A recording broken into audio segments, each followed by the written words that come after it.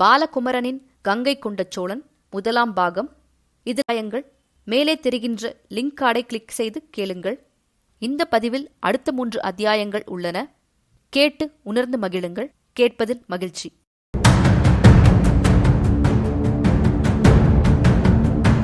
கங்கை கொண்ட சோழன் அத்தியாயம் 15. தாமரை செல்வி, என் இனிய தாமரை செல்வி, உன்னை இந்த தஞ்சைக்கு அழைத்து வந்திருக்க வேண்டுமடி.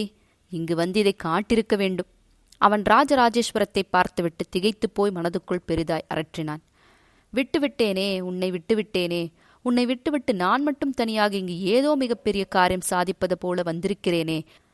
தஞ்சையின் நெடிய பசும் வயல்களை, கண்ணுக்கு எட்டிய தூரம் வரைக்கும் தலையாடும் நெற்கதிர்களை, சலசலத்து ஓடும் காவிரியை, ஓடைகளை உனக்கு காட்டியிருக்க வேண்டும். கொழுத்த பசுக்களையும் துள்ளுகின்ற ஆடுகளையும், கணுக்கால் அளவு கால்வாயில் நீந்தி ஓடுகின்ற வாளை மீன்களையும் காட்டியிருக்க வேண்டும். வாளை மீன்கள் ஒரு கை நீளம் இருக்கின்றன. பிடிக்கப் போனால் சடேர் என்று எகிறுகின்றன. மறுபடியும் தண்ணீரில் துள்ளி குதித்து ஓடுகின்றன. எங்கும் ஒரு வைக்கோல் மனம், எங்கும் நெல் அவிக்கும் மனம், கரும்பு ஆலையின் மனம். நீ படித்திருக்கிறாயா? உழவர் ஓதை மதகோதை, உடைநீர் ஓதை தன்பதன்கொள், விழவர் ஓதை சிறந்தார்ப்ப, நடந்தாய் வாழி காவேரி. நான் இதை அனுபவித்தேன். தொலைதூரம் உழவர்கள் மாடுகள் ஓட்டிப் போகின்ற சப்தங்கள் கேட்கின்றன. 6 பேர்கள் 10 பேர்கள் ஒன்றன் பின் ஒன்றாக ஏர் அழுத்தி மாடுகளை ஓட்டி வளைத்து வளைத்து உழுகிறார்கள், ஆழ உழுகிறார்கள் என்று அவர்கள் ஏறி நின்று அழுத்துவதிலேயே தெரிகிறது. உழுக்கலப்பை பாதி மூழ்கி இருக்கிறது. மண் புரண்டு தத்தளிக்கிறது. சிறிய மதகுழிகளெல்லாம் தண்ணீர் பொங்குகிறது. தபதபவென்று சப்தம் கேட்கிறது. குழந்தைகள் குதித்து நீராடுகிறார்கள். பெரிய கூச்சல் போடுகிறார்கள். நதிநீர் சலசலத்து ஓடுகிறது. அந்த சப்தமும் கேட்கிறது. காது கொடுத்து கேட்டால் குளிர குளிர கேட்டுக் கொண்டிருக்கலாம். பூமியின் இந்த பகுதி மிகச் செழிப்பாக, மிக சுத்தமாக, மிக கம்பீரமாக, செல்வ வளம் மிக்கதாக இருப்பதை நான் கண் குளிர, காது குளிர, உடம்பு குளிர அனுபவித்தேன். நீ அருகில் இருப்பின் நாம் 2 பேரும் ஓயாது பேசி பேசி அனுபவிப்போம். ஏன் உன்னை விட்டுவிட்டேன் என்று எனக்கு தெரியவே இல்லை என்று அவன் புலம்பினான். கேரளாந்தகன் வாயிலும் ராஜராஜன் வாயிலும் கடந்து போகும்போது குபீர் என்று எழுந்து விமானம் பார்த்து அவன் திகைத்துப் போனான். அவன் திகைப்பதை அருண்மொழிப்பட்டன் அனுபவித்தான். ராஜேந்திரருக்கு பதிலாக அங்கு வந்து அந்த கோவிலின் நிலைமையை சீர் செய்ய வேண்டிய அவசியம் அவனுக்கு இருந்தது. இது ராஜேந்திர சோழன் உத்தரவாக இருந்தது. அதை மேற்கொள்ளும் பொழுது இந்த இளைஞனும் அழைத்துப் போகலாமே என்று சீராளனை அழைத்து வந்தான். சீராளன் திகைப்பதை ஆவலோடு பார்த்தான். கிராமத்து பக்கத்திலிருந்து வந்தவன் நகரத்தை பார்த்து வியப்பது போல அவன் பல இடங்களில் வியந்து வியந்து இருப்பதை, அவன் முகத்தில் உள்ள வெள்ளைத்தனத்தை, ஆனால் கண்களில் உள்ள குறுகுறுப்பை மிகவும் கவனமாக குறித்து கொண்டான். இவன் நல்லவன், கெட்டிக்காரன். நல்லவர்கள் கெட்டிக்காரர்களாகிருப்பது என்பது மிகவும் அரிது. இவனை இப்படியே பாதுகாப்பாக வைத்திருக்க வேண்டும் என்று எண்ணிக்கொண்டான். ஆட்களை அனுப்பி கோவில் நிர்வாகிகளை கூட்டினார். என்ன வருமானம், என்ன செலவு என்ற கணக்கை முதலில் பார்த்தான். வருமானம் அதிகமாகவே இருந்தது. கிராமத்து ஜனங்கள் கூடை கூடையாக நெல் கொண்டு வந்து குவித்து கொண்டுதான் இருந்தார்கள். அரசு குடும்பத்தினர் கொடுத்த நகைகளெல்லாம் மிகச் சரியாக இருந்தன. பதுமைகள் எல்லாம் புளிப்போட்டு தேய்க்கப்பட்டு பளபளப்பாக இருந்தன. கோவிலில் உள்ள எல்லா மூலைகளும் ஒட்டடை அடிக்கப்பட்டு தரை மெழுகப்பட்டு கோலமிடப்பட்டு இருந்தது. கோவிலில் உள்ள பாகாசாலை செவ்வனே நிர்வகிக்கப்பட்டு இருந்தது. அவ்வப்போது சமையலுக்கு உண்டான சாமான்கள் வாங்கப்பட்டிருந்தன. அரிசி குதிர் முக்கால்வாசி நிரம்பியிருந்தது. கேட்டபோதெல்லாம் அரசரிடமிருந்தும் மக்களிடமிருந்தும் தானியங்கள் வருகின்றன என்று சமையற்காரர்கள் சொன்னார்கள். சிவனுக்கு வெறும் அன்னமும் நெய்யும் தினசரி படைப்பதாகவும் அதை மக்களுக்கு விநியோகிப்பதாகவும் விவரித்தார். கோவிலுக்குள் நிதி நிலைமை மிக சௌகரியமாக இருந்தது. பல கிராமங்கள் கோவிலுக்கென்று உள்ள நிதியிலிருந்து கடன் வாங்கி அதற்கு வட்டி செலுத்திக் கொண்டிருந்தார்கள். அநேகமாக எல்லா கிராமங்களும் நீர்நிலைகளை சரி செய்வதற்காகவும் வரப்புகளை உயர்த்துவதற்காகவும் கடன் வாங்கியிருந்தார்கள். தஞ்சையுள்ள விவசாயிகள் காய்கறிகள் அனுப்பினார்கள். பசுவின் பால் அபிஷேகத்திற்காகவும் தயிருக்காகவும் காசு கொடுத்து வாங்கப்பட்டது. ஆடுகள் பல குழுக்களாக நிபந்தங்கள் அளிக்கப்பட்டு அந்த ஆட்டின் பாலிலிருந்து நெய் எடுக்கப்பட்டு அந்த நெய் விளக்கு ஏற்ற பயன்பட்டது. நன்றாக கடும் கொழுப்பாக இருக்கின்ற அந்த நெய் விளக்குகள் எரிப்பதற்கு உவப்பாக இருந்தன. உள்ளே கருவறைக்குள்ளே 6-7 தீபங்கள் பெரிதாக எரிந்து கொண்டிருந்தன. 4 மாடை நெல் கைவசம் இருந்தது. ஒரு மேடையில் உட்கார்ந்து எல்லா கணக்குகளையும் சரிபார்த்த அருண்மொழி கிளம்பலாம் என்று முயற்சித்த போது அவனை நோக்கி, தேவரடியார்கள் வந்தார்கள். எல்லோரும் எழுந்து நின்று கை கால்கள் தட்டி அவருக்கு நடனமாக வணக்கம் சொன்னார்கள். என்ன விஷயம்? ஏதோ கேட்க விரும்புகிறீர்கள் போலிருக்கிறதே. ஆமையன், நாங்கள் மட்டுமல்ல, இங்குள்ள அத்தனை கோவில் பணியாளர்களும் ஒன்று கேட்க வேண்டும். என்ன, சொல்லுங்கள். இந்த இடத்தை புறக்கணித்துவிட்டு மாமன்னர் ராஜேந்திர சோழர் ஜெயங்கொண்டத்தில் தனியாக அரண்மனையும் கோவிலும் கட்டுவதாக கேள்விப்பட்டோம். இதற்கென்று இங்கு வாழ்க்கைப்பட்ட எங்களுடைய நிலைமை என்ன ஆகும்? இதை ராஜேந்திரரோ நீங்களோ யோசித்து பார்த்திருப்பீர்களா? என்னுடைய ஊர் வேறு, அவளுடைய ஊர் வேறு, இவருடைய ஊர் வேறு. இப்படி ஒவ்வொரு ஊரையும் விட்டுவிட்டு நாங்கள் இங்கே இந்த இடத்தை நடனமாட வேண்டும் என்று அரசருடைய கோரிக்கையை ஏற்று இங்கு வந்தோம். எங்களுக்கு வீடுகள் தரப்பட்டன. நாங்கள் இருந்தது மாளிகையில். கொடுத்த வீட்டில் நாங்கள் சந்தோஷமாக இருந்தோம். சிவன் பணி என்று இருந்தோம். நிறைய பாடல்கள் பாடினோம், நிறைய நடனங்கள் ஆடினோம், ஜனங்களை மகிழ்வித்தோம், இறைவனுக்கு தொண்டு செய்தோம். இந்த இடத்தை சுத்தமாக வைத்திருக்க எல்லா முயற்சிகளும் எடுத்துக்கொண்டோம். ஆனால் இப்பொழுது திடீரென்று இந்த கோவலை புறக்கணித்துவிட்டு வேறிடத்திற்கு மன்னர் போனால் என் மகள் என்ன ஆவாள்? அவளுக்கு பிறக்கும் மகள் என்ன ஆவாள்? எங்கு போய் நடனம் செய்வது? நான் ஊரை விட்டு தஞ்சைக்கு வந்தபோது எப்படி திக்குமுக்காடி இருந்தேனோ அதேபோல் என் மகள் இங்கிருந்து கிளம்பி ஜெயங்கொண்டத்திற்கு போய் அங்கு விழுத்துக்கொண்டு நிற்க வேண்டுமா? எங்களுக்கு ஊர் என்று ஒன்றுமே கிடையாதா? தஞ்சை மண் எங்கள் சொந்த மண் அல்லவா? இந்த மண்ணில் நாங்கள் வேரூன்றி பிறகு இப்பொழுது வேரோடு பிடுங்குகிறீர்களே, இது சரியா? தேவரடையார்களாகிய நாங்கள் மட்டும் இல்லை. சமையற்காரர், வீணை வாசிப்பவர், குழல் வாசிப்பவர், ஓதுவார், மத்தளம் கொட்டுவார், முரசு அறிவிப்பார் என்று பலருக்கும் இந்த பிரச்சனைதான். எங்களுக்கு ஏது ஊரு? அரசர் போகின்ற ஊரெல்லாம் எங்கள் ஊராக நாங்கள் கொள்ள வேண்டுமா? எங்கள் ஊர் ஜெயங்கொண்டம் என்று நாங்கள் நினைத்து கொள்ள வேண்டுமா? ஜெயங்கொண்டத்தில் போய் நாங்கள் எங்கு தங்குவது? மரத்தடியிலா? மன்னருடைய அரண்மனை போல் எங்களுக்கும் இன்னொரு அரண்மனை வேண்டும் என்று கேட்டால் மரியாதையா? இப்பொழுது பல்வேறு இன்னல்களுக்குப் பிறகு தஞ்சை மண்ணில் நாங்கள் நிரந்தரமாகியிருக்கிறோம். இப்பொழுது கிளம்பு கிளம்பு என்று சொன்னால் என்ன செய்வது? எங்களுக்கு தெரியும், நீங்கள் யாரும் எங்களை கிளம்பு என்று சொல்லவில்லை. எங்களுக்கு வயதாகிவிட்டது. இதோ நான் 47ஆகவே, அவள் 52, அவள் 60, அவள் 61. இளம் பெண்ணாக இங்கு வந்து நடனமாடி எல்லோரையும் மகிழ்வித்து இப்பொழுது வயதான காலத்தில் எவ்வளவு தொலைவு மாட்டு வண்டியில் பயணப்பட்டு அல்லது குதிரை ஏறி நாங்கள் ஜெயங்கொண்டம் வருவது? அங்கு வேரூன்ற முடியுமா? எங்கள் குழந்தைகள் அங்கு கற்றுக்கொள்ள முடியுமா? இப்பொழுது மிகப்பெரிய நடன சாலை இருக்கிறது. நாங்கள் இந்த கோவில் வளாகத்திலேயே நடனம் கற்றுக்கொள்கிறோம். அங்கு கோவில் உருவாகி அங்கு வளாகம் ஏற்பட்டு அங்கு நடனம் கற்றுக்கொள்வதற்கு எத்தனை நாளாகும்? எனவே எங்களை நிர்கதியாக விட்டுவிட்டு மன்னர் கிளம்புகிறார் என்பது மிகுந்த துக்கத்தை கொடுக்கிறது. அழுது புலம்பினாலும் யாரும் கேட்பாரில்லை. எங்களை பற்றி யாரும் எதுவுமே நினைக்காமல் திடீரென்று கை கழுவி விட்டு போனது போல இருக்கிறது. என் இளமையை முழுக்க நான் இங்குதான் செலவழித்தேன். இந்த சிவனுக்காகத்தான் நடனமாடினேன். இப்பொழுது 2 காலும் குடைச்சல் வழி. இந்த வழியோடு நான் எவ்வளவு தொலைவு நடக்க? என் மகளுக்கு இன்னும் நாட்டியம் முழுமையாக கற்றுத்தரவில்லை. அவள் எங்கு போய் கற்றுக்கொள்வாள்? என் மகன் மத்தளம் வாசிக்கின்றான். அவன் பயிற்சி பெற இன்னும் 5 வருடங்கள் ஆகும். அவன் யாரிடம் போய் கற்றுக்கொள்வான்? ஜெயங்கொண்டம் எப்படிப்பட்ட ஊர்? அங்கு மத்தளம் கற்றுக் கொடுக்கவோ, நிறுத்தம் கற்றுக் கொடுக்கவோ, சமையல் கற்றுக் கொடுக்கவோ, முரசு இழுத்து அடிக்க கற்றுக் கொடுக்கவோ ஆட்கள் உண்டா? புதிய ஊரில் நாங்கள் போய் என்ன செய்வது? இப்படி ஒவ்வொரு அரசரும் இடம்பெயர்த்தால் மக்களுடைய நிலைமை என்ன? இதை பற்றி மாமன்னருக்கு அருகே உள்ள நீங்களெல்லாம் சிந்திக்கவே மாட்டீர்களா? தலைநகரை இடம்பெயர வைப்பது என்பது சரியான செயல் அல்லவே. அது அரசாங்கத்திற்கு மிகப்பெரிய இடைஞ்சல் அல்லவா? மக்களுக்கு மிகப்பெரிய தொந்தரவல்லவா? எங்களை புறக்கணிப்பதாக நாங்கள் நினைக்கிறோம். எங்களை இழிவுபடுத்துவதாக நினைக்கிறோம். நான் என் மனக்குமுறலை, இத்தனை பேர் மனக்குமுறலை நான் என் வாயால் சொல்லிவிட்டேன். நீங்கள் இதை ராஜேந்திரனிடம் சொன்னால் சரி, சொல்லாது போனாலும் சரி. நீங்கள் எல்லோரும் தஞ்சையை விட்டு படைக்கலன்களோடு நகரும் பொழுது நாங்கள் நெஞ்சில் அடித்து கொண்டு அழுவோம். ஐயா அருண்மொழிப்பட்டரே, என் நெஞ்சில் உள்ளதை, இதோ இங்கு சுற்றி உள்ளோர் நெஞ்சில் உள்ளதை என்னால் வார்த்தையாக்க முடிந்தது. என்னால் வார்த்தையாக்கி உங்களிடம் சொல்ல முடிந்தது. அதுவே சிவனுடைய செயல். அதை நீங்கள் சீர்தூக்கி பார்த்து நான் தவறு என்றால் என்னை பிரம்பால் அடியுங்கள். சரி என்றால் இதில் உள்ள உண்மையை தயவு செய்து மன்னரிடம் எடுத்துச் சொல்லுங்கள். நீங்கள் எல்லோரும் தஞ்சை விட்டு நீங்கும் பொழுது நாங்கள் எல்லாம் நெஞ்சில் அடித்துக்கொண்டு அழுவதைத் தவிர வேறு வழி தெரியவில்லை. இந்த வயதான காலத்தில் வேறு ஊருக்கு குடிவர தயவு செய்து எங்களுக்கு கட்டளையிடாதீர்கள். எங்களால் வர இயலாது. தஞ்சையை விட்டு வர முடியாது. இந்த கோவிலை விட்டு நகர முடியாது. பிரகதீஸ்வரரை தினசரி நமஸ்கரிக்காவிட்டால் எங்களுக்கு பொழுது போகாது.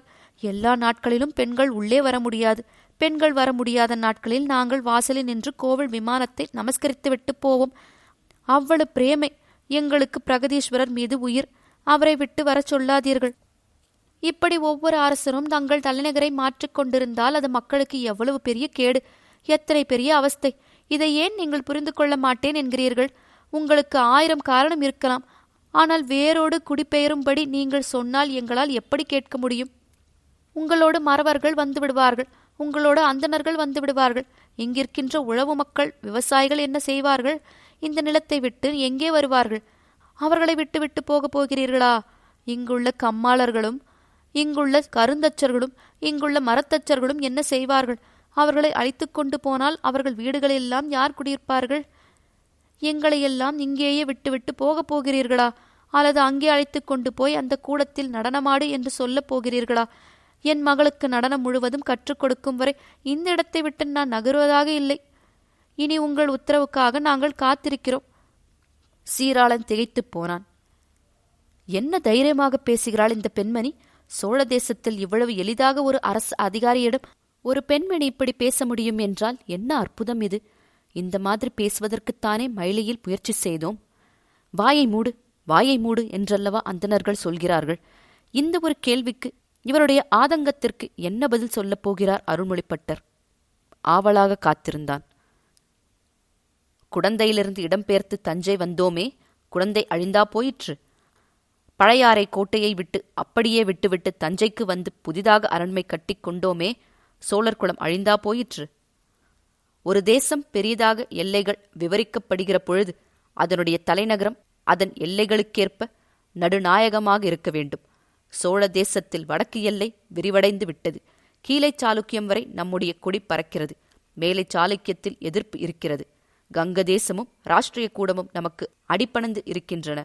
குடகுமலை நம்முடைய சாம்ராஜ்யமாக இருக்கிறது. சேரர்கள் காணாது போனார்கள். மதுரை மண்ணோடு மண்ணாயிற்று. இலங்கையை எரியூட்டி பாண்டியருடைய மணிமுடியும் செங்கோலையும் பறித்து கொண்டு வந்தாகிவிட்டது. தஞ்சைதான் என்னுடைய மண் என்று உட்கார்ந்து கொண்டிருந்தால் வடக்கே இருந்து மேலை சாளுக்கியம் கீழை சாளுக்கியத்தின் வழியாக திருவொற்றியூரை தாக்குவான். திருவொற்றியூர்தான் நம் எல்லை இப்போதைக்கு. அது இன்னும் விரிவாக்கப்படும். மயிலையும் திருவல்லிக்கேணியும் அடிபடும். திருமல்லை அவர்கள் வசப்படும். காஞ்சிபுரம் நோக்கியும் அவர்கள் வரலாம். காஞ்சிபுரம் தாண்டி எஸ்ஸாலம், எண்ணாயிரம் என்று பரவலாம். அங்கிருந்து நடுநாட்டிற்கு வரலாம். அங்கிருந்து தஞ்சை ஒரு நாள் பயணம். எனவே 3 நாளில் தஞ்சையை எதிரிகள் எட்டிவிடலாம். அதற்காக தலைநகரை மாற்றி வடக்கிலேயே எதிரிகளை தடுத்து நிறுத்தும் வண்ணம் ஒரு புதிய அரண்மனையை, மிக வலுவான கோட்டையை ராஜேந்திரர் கட்டிக் கொண்டிருக்கிறார். வெறும் அரண்மனை கட்டினால் அது ஓப்பாக இருக்காது என்று தன் தந்தை போலவே மிக சிறப்பான ஒரு கோவில் கட்ட வேண்டும் என்று நினைத்து அதற்கான செயலில் ஈடுபடுகிறார். தஞ்சையை பற்றி இவ்வளவு பெருமையாக நீங்கள் பேசுவது சந்தோஷமாக இருக்கிறது. உடையார்குடி வந்து பார்த்திருக்கிறீர்களா? வாருங்கள். மிகப்பெரிய ஏரி, கடல் போல ஏரி, 3 போகம். அங்கு வந்து இதைவிட அதிகமான சந்தோஷமாகவும் சௌகரியமாகவும் நீங்கள் இருக்க முடியும். ஆரம்ப நாட்களில் வீடு அமைவதும் வீட்டிற்குள் சௌகரியங்கள் அமைவதும் கொஞ்சம் கடினமாகத்தான் இருக்கும். இதோ நான் புழங்கிய இந்த தஞ்சையை விட்டு, என் அரண்மனையை விட்டு நான் நகர்ந்து போகப் போகிறேன். என் தகப்பன் இங்கு இருக்கிறார். எடுத்தவுடன் தந்தையையும் தாயையும் பிரிந்துவிட்டு நான் என் மனைவியோடு போகலாம் என்று முடிவு செய்திருக்கிறேன். ஒருவேளை மனைவியும் வர மறுக்கலாம். அப்பொழுது நான் தனியாகப் போவேன். இதற்கு அழ முடியுமா? அரசு பணி என்று வந்தாகிவிட்டது. அரசு பணி என்று வந்தாலும் அப்பொழுது இடம்பெயர்த்தல் என்பது அரசு பணியாளர்களுக்கு விதித்த முதல் சட்டம். அரசு எங்கு இருக்கிறதோ அங்குதான் அரசு பணியாளர்களும் இருக்க வேண்டும். நீங்கள் அரசு பணியாளர்கள். மாதம் நெல்லும் காசும் உங்களுக்கு கூலியாக கொடுக்கப்படுகின்றன.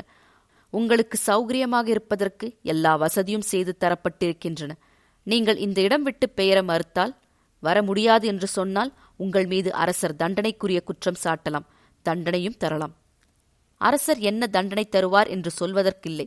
ஆனால் இதை நான் கொண்டு போய் அரசரிடம் சொன்னால் அரசர் சில வினாடிகள் யோசிப்பார்.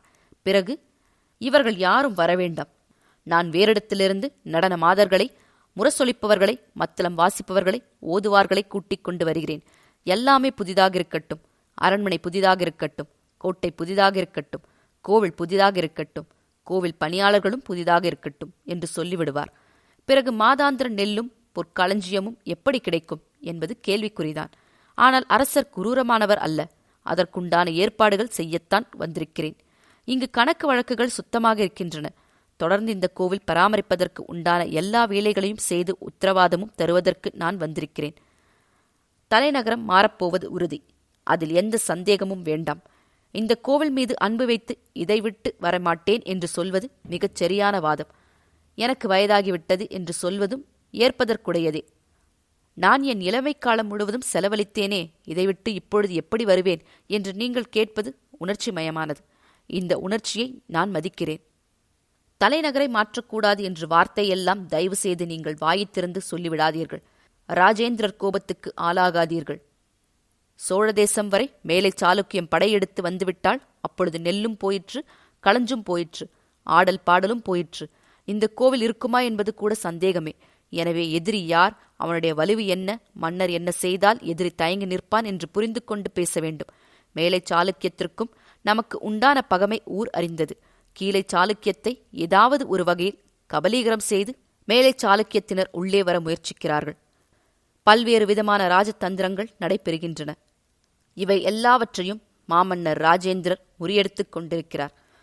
எனவே அது பற்றியெல்லாம் கவலைப்படாது நீங்கள் இந்த கோவிலை சரியாக பராமரியுங்கள். உங்களுக்கு உண்டான இந்த சலுகைகள் உதவிகள் நிச்சயம் கிடைக்கும். அதற்குண்டான ஏற்பாட்டை இங்கு தலைமை வகித்து என் தகப்பனான கிருஷ்ணராமன் செய்வார். பரமன் மலபாடியார் இந்த தேசத்தின் பாதுகாப்பை கவனித்துக் கொள்வார். தெற்கே உள்ள பாடி காவல்கள் பலப்படுத்தப்படும். எவரிடமிருந்தும் எந்த விதமான தொந்தரவும் வராது. இப்பொழுது இருக்கிறபடியே சந்தோஷமாக கம்பீரமாக நீங்கள் வாழ்க்கை நடத்தலாம்.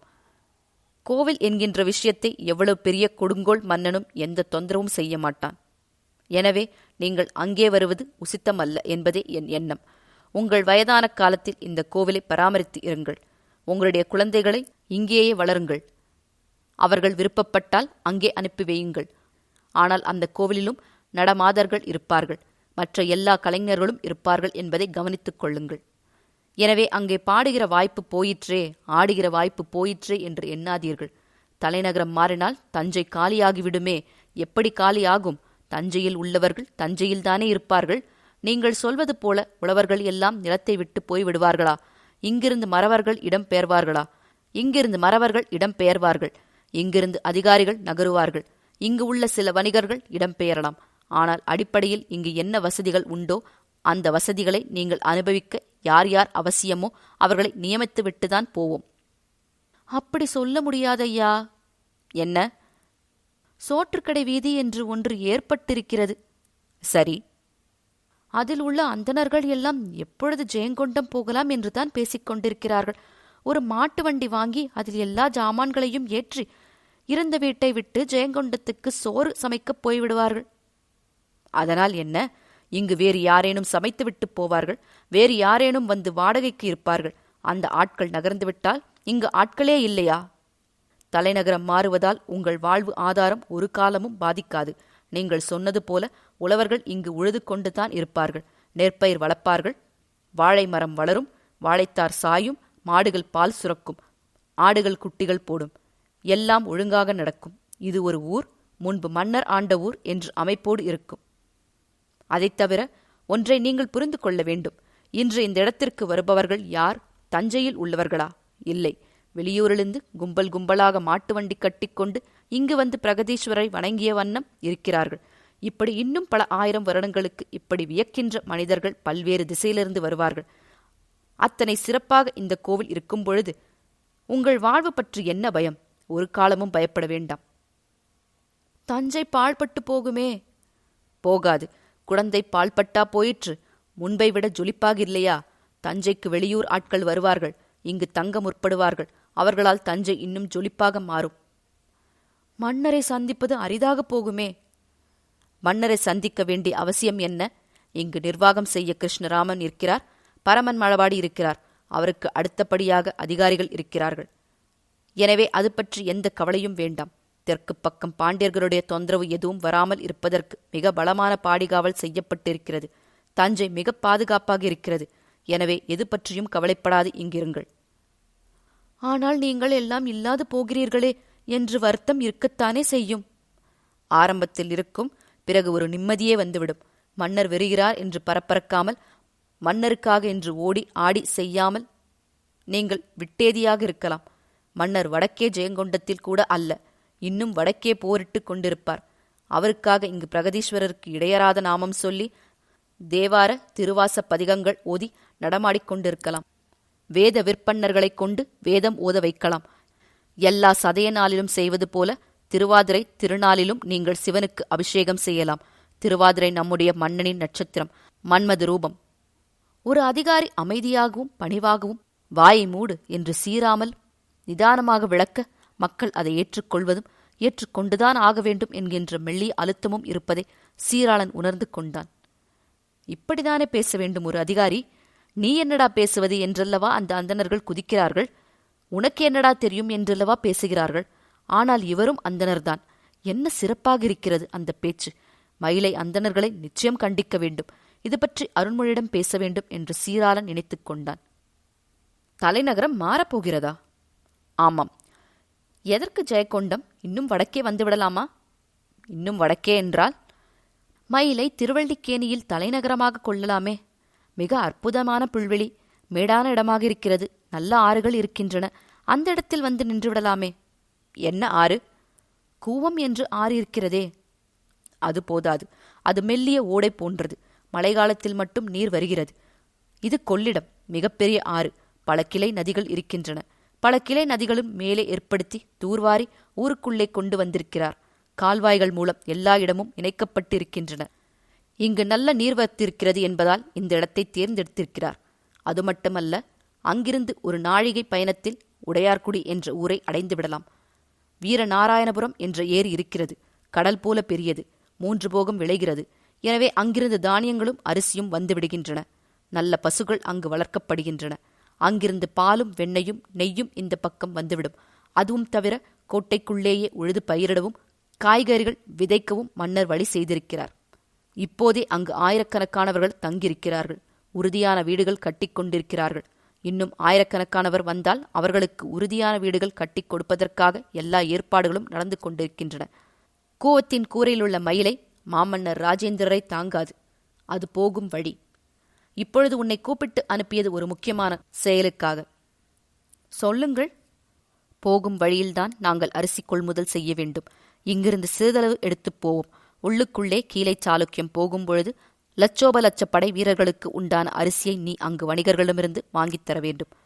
காய்கறிகள், ஆடுகள் என்று பல்வேறு வகையான உணவுகளை நீங்கள் வண்டியில் ஏற்றி அனுப்ப வேண்டும். அதற்கு உண்டான வண்டிகளை நீங்கள் தயார் செய்து கொள்ள வேண்டும். ஒரு கூடை அரிசி இவ்வளவு என்று தீர்மானம் செய்து காசு வாங்கிக் கொள்ள வேண்டும். ஒரு ஆடு இத்தனை என்று சொல்லி காசு வாங்கிக் கொள்ள வேண்டும். காய்கறிகளுக்கு தனி விலை. நெய், எண்ணெய் மற்றும் மருந்து சாமான்கள், காயம் பட்டால் கட்டுவதற்கு உண்டான துணிகள், மாற்று உடைகள், பழசு, உடைவால் உடைய தோல்வார் போன்றவை பீத்துவிட்டால் தைத்துக் கொள்வதற்கு உண்டான தோல் விற்பனர்கள், தொழிலாளிகள், ஈட்டிகளையும் வாட்களையும் சரி செய்து கொடுக்கும் கம்மாளர்கள், மரச்சக்கரங்கள் உடைந்துவிட்டால் உடனடியாக சரி செய்கின்ற மரத்தச்சர்கள் என்று பலரும் அந்த இடத்தில் தயாராக இருக்க வேண்டும். நாங்கள் ஒரு குறிப்பிட்ட கம்மாளர்களோடும் மரத்தச்சர்களோடும் நெசவாளிகளோடும் தோல் விற்பனையாளர்களோடும் மருத்துவர்களோடும் வருவோம். ஆனால் அது போதாது. என்னென்ன விதமான மருந்துகள் வேண்டுமென்று உனக்கு ஆதூரச்சாலையிலிருந்து பட்டியல் தருகிறேன். அந்த மருந்துகளை தயார் செய்துவை. 3 லட்சம் வீரர்களுக்கு உண்டான அரிசியை சேமித்துவை. எப்பொழுது கேட்டாலும் உடனடியாக அரிசி கொண்டு வந்து சோறாக்கி பரிமாறுவதற்கு உண்டான சமையல்காரர்களையும் ஏற்பாடு செய். உன்னால் செய்ய முடியும் அல்லவா? நிச்சயமாக செய்ய முடியும். ஆனால் மயிலை திருவல்லிக்கேணியில் அந்தணர்கள்தான் தலைவர்களாக இருக்கிறார்கள். அவர்கள் சொல்வதுதான் சட்டமாக இருக்கிறது. அவர்களை எதிர்த்தும் எதுவும் செய்ய முடியவில்லை. சொன்னால் வேகமாக பேசுகிறார்கள், ஏசுகிறார்கள், சும்மா இரு என்று அதட்டுகிறார்கள். நாங்கள் பார்க்காத அரசியலா, அரசாங்கமா, எங்களுக்கு தெரியாதா என்று ஏகடியும் பேசுகிறார்கள். அவர்களுடைய பேச்சு முரட்டுத்தனமாக இருக்கிறது. என்னால் வாள் உருவி தாக்கிவிட முடியும், கோல் எடுத்து அடித்துவிட முடியும். அப்படி செய்வது தவறு என்று நமக்கு சட்டம் சொல்கிறது. அந்தணர்களைக் கொள்வது பாவம் என்கிறார்கள். அதே நேரத்தில் அந்தணர்கள் என்ன சொன்னாலும் பொறுத்து கொள்ள வேண்டும் என்ற தலையெழுத்தும் நமக்கு இருக்கிறது. ஒரு நாளும் இல்லை. அந்தணர் சொல்வதே கடைசி எண்ணம் என்பது ராஜேந்திரருக்கு பிடிக்காது. இங்கு யார் வேளாளரோ அவரே தானியத்துக்கு பொறுப்பானவர். யார் கம்மாளரோ அவரே ஆயுதங்களுக்கு பொறுப்பானவர். யார் மரத்தச்சரோ அவரே வாகனங்களுக்கு பொறுப்பானவர். யார் தோல் விற்பன்னரோ அவரே மற்ற விஷயங்களுக்கு பொறுப்பானவர் என்று தெள்ளத் தெளிவாக அவர் உத்தரவிட்டிருக்கிறார். வெறுமே பிரமாணர்களை அவர் மதிப்பதே இல்லை. நீ சொன்னதை அப்படியே சொன்னால் போதும், கூசாமல் அறைவிடும். சொல்கிற பழக்கமெல்லாம் ராஜேந்திரருக்கு இல்லை. நாளையிலிருந்து உங்கள் அக்ரஹாரங்களை காலி செய்துவிட்டு நீங்கள் வெளியேற வேண்டும். அங்கு முழுவதும் வேளாளர்கள் நுழைவார்கள் என்று ஒரே ஒரு வரியில் உத்தரவிட்டு விடுவார். அது உடனே செயல்படுத்தப்படும். ராஜராஜர் வந்ததும் பிரம்மாணர்களைத்தான் முதலில் நாடு விட்டு துரத்தினாராமே, அதுபோலவா? அதைவிடவும் மோசமாக இருக்கும். அவர்கள் வேறு தேசத்தினர். இங்கு வந்து உளவு பார்த்தவர்கள். உளவு பார்த்து அதற்கு உண்டான வெற்றிகளை பெற்றார்கள். அவர்களை வெற்றி பெறவிட்டது நம்முடைய தவறு. அதனால் திரும்பி அனுப்பினார். இந்த ஊரிலேயே உட்கார்ந்து கொண்டு இந்த அரசாங்கத்தையே கேலி செய்து கொண்டிருந்தால் முதுகு விருந்து போகும்.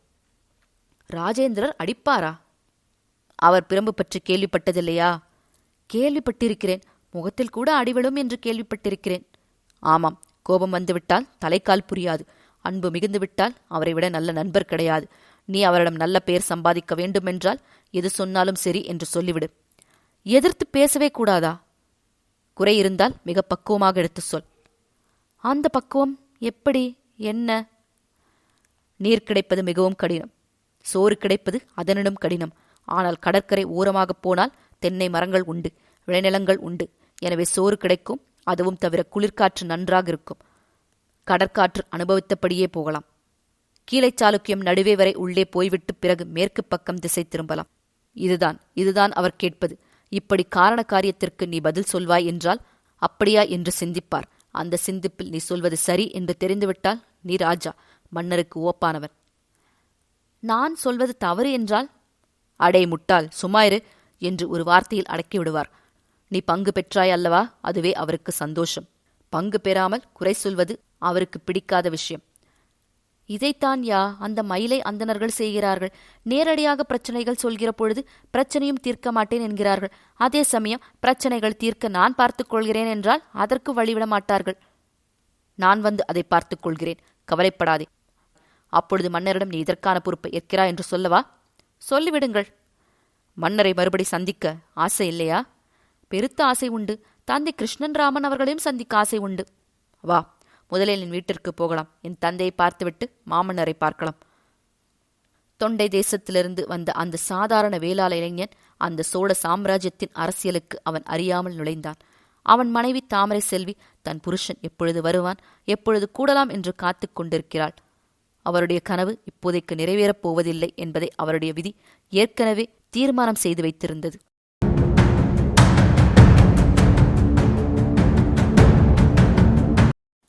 கங்கை கொண்ட சோழன். அத்தியாயம் 16. பரமன் மலபாடியார் மாளிகை வாசலில் அவர்கள் ஒன்றாக கூடியிருந்தார்கள். 40-50 பேர் கையில் பறைகளோடும் சிறு முரசுகளோடும் அங்கங்கே உட்கார்ந்து கொண்டிருந்தார்கள். இடுப்பில் துண்டு கட்டி அதை அடியே வழித்து பின்பக்கம் சொருகி இருந்தார்கள். தலைப்பாகை கட்டியிருந்தார்கள். எல்லோருக்கும் குடுமி இருந்தது. கருத்த மேனியராய், கூரிய கண்கள் உடையவர்களாய், மெல்லிய உடம்பினராய் இருந்தார்கள். அதில் அதிகம் பேர் தாம்பூலம் தரித்தார்கள். பசித்தது. இருந்தாலும் பசி அடக்க தாம்பூலம் போட்டுக் கொண்டார்கள். விடியலில் வந்துவிடுங்கள் என்று சொல்லப்பட்டது. ஆனால் விடுந்து வெகுநேரமாகியும் பரமன் மலபாடியார் வெளியே வரவில்லை. உறங்குகிறாரா என்று கேட்டதற்கு இல்லை, உள்ளே ஆலோசனை நடந்து கொண்டிருக்கிறது என்று சொல்லப்பட்டது. அவர்கள் காத்திருந்தார்கள். வெயில் வெளியேறி பளீர் என்று எல்லா திசையும் தெரியும் பொழுது பரமன் மலபாடியார் வெளியே வந்தார். வந்துவிட்டீர்களா? அவர்களுக்கு உண்டானதை கொடுத்துவிடு என்று கட்டளை இட்டார். ஒரு மூங்கில் தட்டில் வெற்றிலை பாக்கும் பொற்கடஞ்சுகளும் வைத்து அவர்களிடம் நீட்டப்பட்டன. 3 கூடை அரிசி கொடுக்கப்பட்டது. அவர்கள் மிக ஆவலோடு வாங்கிக் கொண்டார்கள். நல்ல பெரிய கூடை. கூடைக்கு பிடி இருந்தது. கூடையின் மீது அரிசி சிந்தாமல் இருக்க ஓலைப்பாய் போட்டு தைக்கப்பட்டிருந்தது. அரிசி மனம் மூக்கை துளைத்தது. அவர்கள் மிகுந்த சந்தோஷத்திற்கு ஆளானார்கள். ஐயா என்று கையெடுத்து கும்பிட்டார்கள். விழுந்து வணங்கினார்கள். யுத்தம் வரப்போகிறதா? கீழை சாளுக்கியம் நோக்கிப் போகிறோம். ராஜேந்திரருடைய மருமகன் ராஜராஜ நரேந்திரன் அங்கு பதவியில் அமர்வதற்கு வம்பு செய்கிறார்களாம். நாம் தான் போய் அடக்க வேண்டும். வழக்கம் போல் பறை எடுத்துக்கொண்டு முன்னே போங்கள். சோழ தேசம் தாண்டுகிற வரையில் ஒரு தொந்தரவும் இருக்காது. பிறகு காட்டு வழி ஆரம்பமாகிவிடும். காட்டு மிருகங்களைக் கண்டால் ஓடிப்போய் வம்புக்கு இழுக்காதீர்கள். நின்று பறையடித்து விரட்டுங்கள். அங்குள்ள மக்கள் கேள்வி கேட்டால் நான் சொன்ன இதே விஷயத்தை சொல்லுங்கள். கீழை சாளுக்கியம் நோக்கி மிகப்பெரிய படை வரப்போகிறது என்று சொல்லுங்கள். நீங்கள் போன 3ஆம் நாள் நமது படை பின்தொடரும். 2ஆம் நாள் காடு வெட்டிகளும் காரை வெட்டிகளும் கள்ளி வெட்டிகளும் பின்தொடர்வார்கள். சாலை போடுபவர்கள் வருவார்கள். உங்களுக்கு மாட்டு வண்டி இருக்கின்றனவா? கூடைகளை அதில் வைத்துக் கொள்ளுங்கள். நீங்கள் புறப்படலாம். நீங்கள் வழக்கமான இடத்தில் சாமி கும்பிட்டுவிட்டு வடக்கு நோக்கி கிளம்புங்கள். இன்று நாள் நன்றாக இருக்கிறது என்று கிருஷ்ணராமன் சொல்லியிருக்கிறார். எந்த நேரம் வேண்டுமானாலும் கிளம்பலாம். நீங்கள் போய் வரலாம். ஒவ்வொரு நாளும் உங்களை சோழ வீரர்கள் வந்து சந்திப்பார்கள். நமது திட்டம் பற்றி சொல்வார்கள் என்று சொல்ல அவர்கள் மறுபடியும் விழுந்து வணங்கினார்கள். அரைவட்டமாக நின்று கொண்டார்கள். பறைகள் எடுத்து கையில் வைத்துக் கொண்டார்கள். ஆரம்பிக்கிறோம் ஐயா என்று உத்தரவு கேட்டான். சரி என்று அவர் தலையசைத்தார். பறை முழங்கத் துவங்கியது. ஒரே நேரத்தில் 30 பறைகள் ஒன்றாக ஒரே விதமாக தாளகதியில் இயங்கின. அவர்கள் மெல்ல அசைந்தார்கள். அரைவட்டமாக ஆடினார்கள். அந்த ஆட்டத்திற்கும் அந்த தாளத்திற்கும் மிக அழகாக இருந்தது. அவர்கள் போகலாம் என்று தன்னுடைய மேல் துணியை உதறி பரமன் மலவாடியார் காட்டினார். அவர்கள் அப்படியே அவரை நோக்கி வந்து விழுந்து வணங்கிவிட்டு பின்னடைந்தார்கள். அவர் மாளிகையை விட்டு வெளியே வந்தார்கள். தெருவில் பறை அடித்துக் கொண்டே போனார்கள். பறை ஒலி ராஜேந்திர சோழருக்கு கேட்டது. நல்லது, முதல் அங்கம் நகர ஆரம்பித்து விட்டதா? அற்புதம். பரமன் மலபாடியார் துடிப்பாக இருக்கிறார் என்று அர்த்தம். அடுத்தது யார்? காடு வெட்டிகள் நமது வீட்டு வாசலில் குழுமியிருக்கிறார்கள். யானைகள் உண்டா? அம்பாரி என்ன உயரம் என்று கேட்டிருக்கிறார்கள். எத்தனை யானைகள் அரேரே என்று அரையன் ராஜராஜரை பார்த்து ராஜேந்திரர் கேட்டார். 60 யானைகள். கூடாரமான அம்பாரி 6 தான். மற்றதெல்லாம் ஆயுதங்கள் சுமக்கவும் அரிசி சுமக்கவும் தான் பயப்படுகின்றன. கூடாரங்களை எடுத்துப் போக 15 யானைகள் அழைத்துப் போகிறோம். ஆக ஒரு யானை, அதற்கு மேல் ஒரு கூம்பு அம்பாரி என்று சொன்னால் 1.5 கோல் உயரம் இருக்கும். அவர்களுக்கு அளவு சொல்லிவிடு என்று உத்தரவிட அரையன் ராஜராஜன் வெளியே வந்தார். கோடாரிகளுடன் நீண்ட வாட்களுடன் ராஜேந்திரர் மாளிகைக்கு வெளியே உட்கார்ந்திருந்த அந்த 60 பேர் கூட்டம் எழுந்து நின்றது. பட்டத்து யானை 1.5 கோல் உயரம். மன்னர் யானை மீது வருவார். ஓலை நாயகம் என்கின்ற அதிகாரி அறிவித்தார். அவர்கள் ஒரு மூங்கில் கழியை எடுத்து உயர்த்தினார்கள். அது 1.5 கோல் உயரத்தை விட 4 முழங்கை அதிகமாகிருந்தது.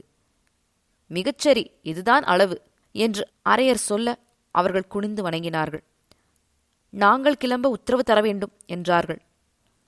அவர்களுக்கும் ஒரு மூங்கில் தட்டு கொண்டு வந்து கொடுக்கப்பட்டது. அந்த தட்டில் வெற்றிலை பாக்கும் வாழைப்பழங்களும் பொற்களஞ்சுகளும் இருந்த பையும் இருந்தன. அவைகளை கொண்டு போய் ஒரு வீரன் அவர்களிடம் நீட்டினான். அரிசி 6 கூடை என்று சொல்ல 6 கூடை அரிசி மூங்கில் பிரம்பால் பின்னப்பட்டது. மேலே ஓலை தடுக்கால் மூடப்பட்டது. அவர்களிடம் கொடுக்கப்பட்டது.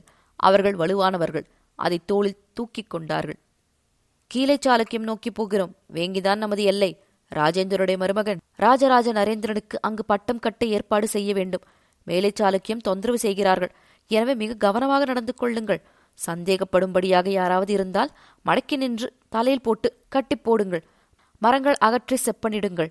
பள்ளம் நிரப்பவும் மேடுகள் சரி செய்யவும் புற்றுகள் நீக்கவும் குதிரைப்படை நடந்து போவதற்கு உண்டான வசதிகள் ஏற்படுத்தவும் அங்கங்கே புல்வெளி கூடாரங்கள் அமைக்கவும் நீங்கள் உதவி செய்ய வேண்டும். படைகள் தாக்குவதற்கு வழக்கம் போல நீர் உள்ள கரையில் இடம் போடுங்கள். நீர்க்கரையை ஆட்கள் வந்து காவல் காக்கும்படி தகவல் அனுப்புங்கள். நீங்கள் ஒரு கண் வைத்திருங்கள் என்று அரையன் கட்டளையிட அவர்கள் சரி சரி என்று தலை அசைத்தார்கள். தட்டுகளை வாங்கிக் கொண்டார்கள். விழுந்து வணங்கினார்கள். கையில் உள்ள கோடாரியையும் வாளையும் உயர்த்தி பிடித்தார்கள். சோழம் சோழம் என்று கத்தினார்கள். மாமன்னர் ராஜேந்திரர் வாழ்க என்று கத்தினார்கள். மன்னருக்கு காது குளிர அந்த சப்தம் வந்து விழுந்தது. அவர் புன்னகை செய்தார். அடுத்தபடி சாலை சரி செய்பவர்கள் போக வேண்டும். ஒரு வகையினர் இதற்கு மிகச் சரியான ஆட்களாக இருப்பார்கள். அவர்கள் தயாராக இருப்பார்கள் என்று நினைக்கிறேன் என்று மனதுக்குள் நினைத்துக் கொள்ள அரையன் ராஜராஜர் வந்து நின்றார். கல் தச்சர்களை அனுப்பிவிடலாமா? நிச்சயம், உடனடியாக அனுப்புங்கள் என்று மறுமொழி சொல்ல அவரிடம் உத்தரவு வாங்கிக் கொண்டு அரையன் ராஜராஜர் மறுபடியும் வாசலுக்கு வந்தார். இந்த முறை 100க்கு அதிகமான ஆட்கள் உள்ளே நுழைந்தார்கள். அவர்கள் தட்டுக்கட்டாக வேட்டி கட்டியிருந்தார்கள். கால்களில் செருப்பு அணிந்திருந்தார்கள். தோளில் துண்டு போட்டிருந்தார்கள். தலைப்பாக இருக்க கட்டியிருந்தார்கள். அரையனை பார்த்தவுடன் வேட்டியை அவிழ்த்துவிட்டு கை கட்டி நின்றார்கள். அவர்களிடம் விதவிதமான கருவிகள் இருந்தன.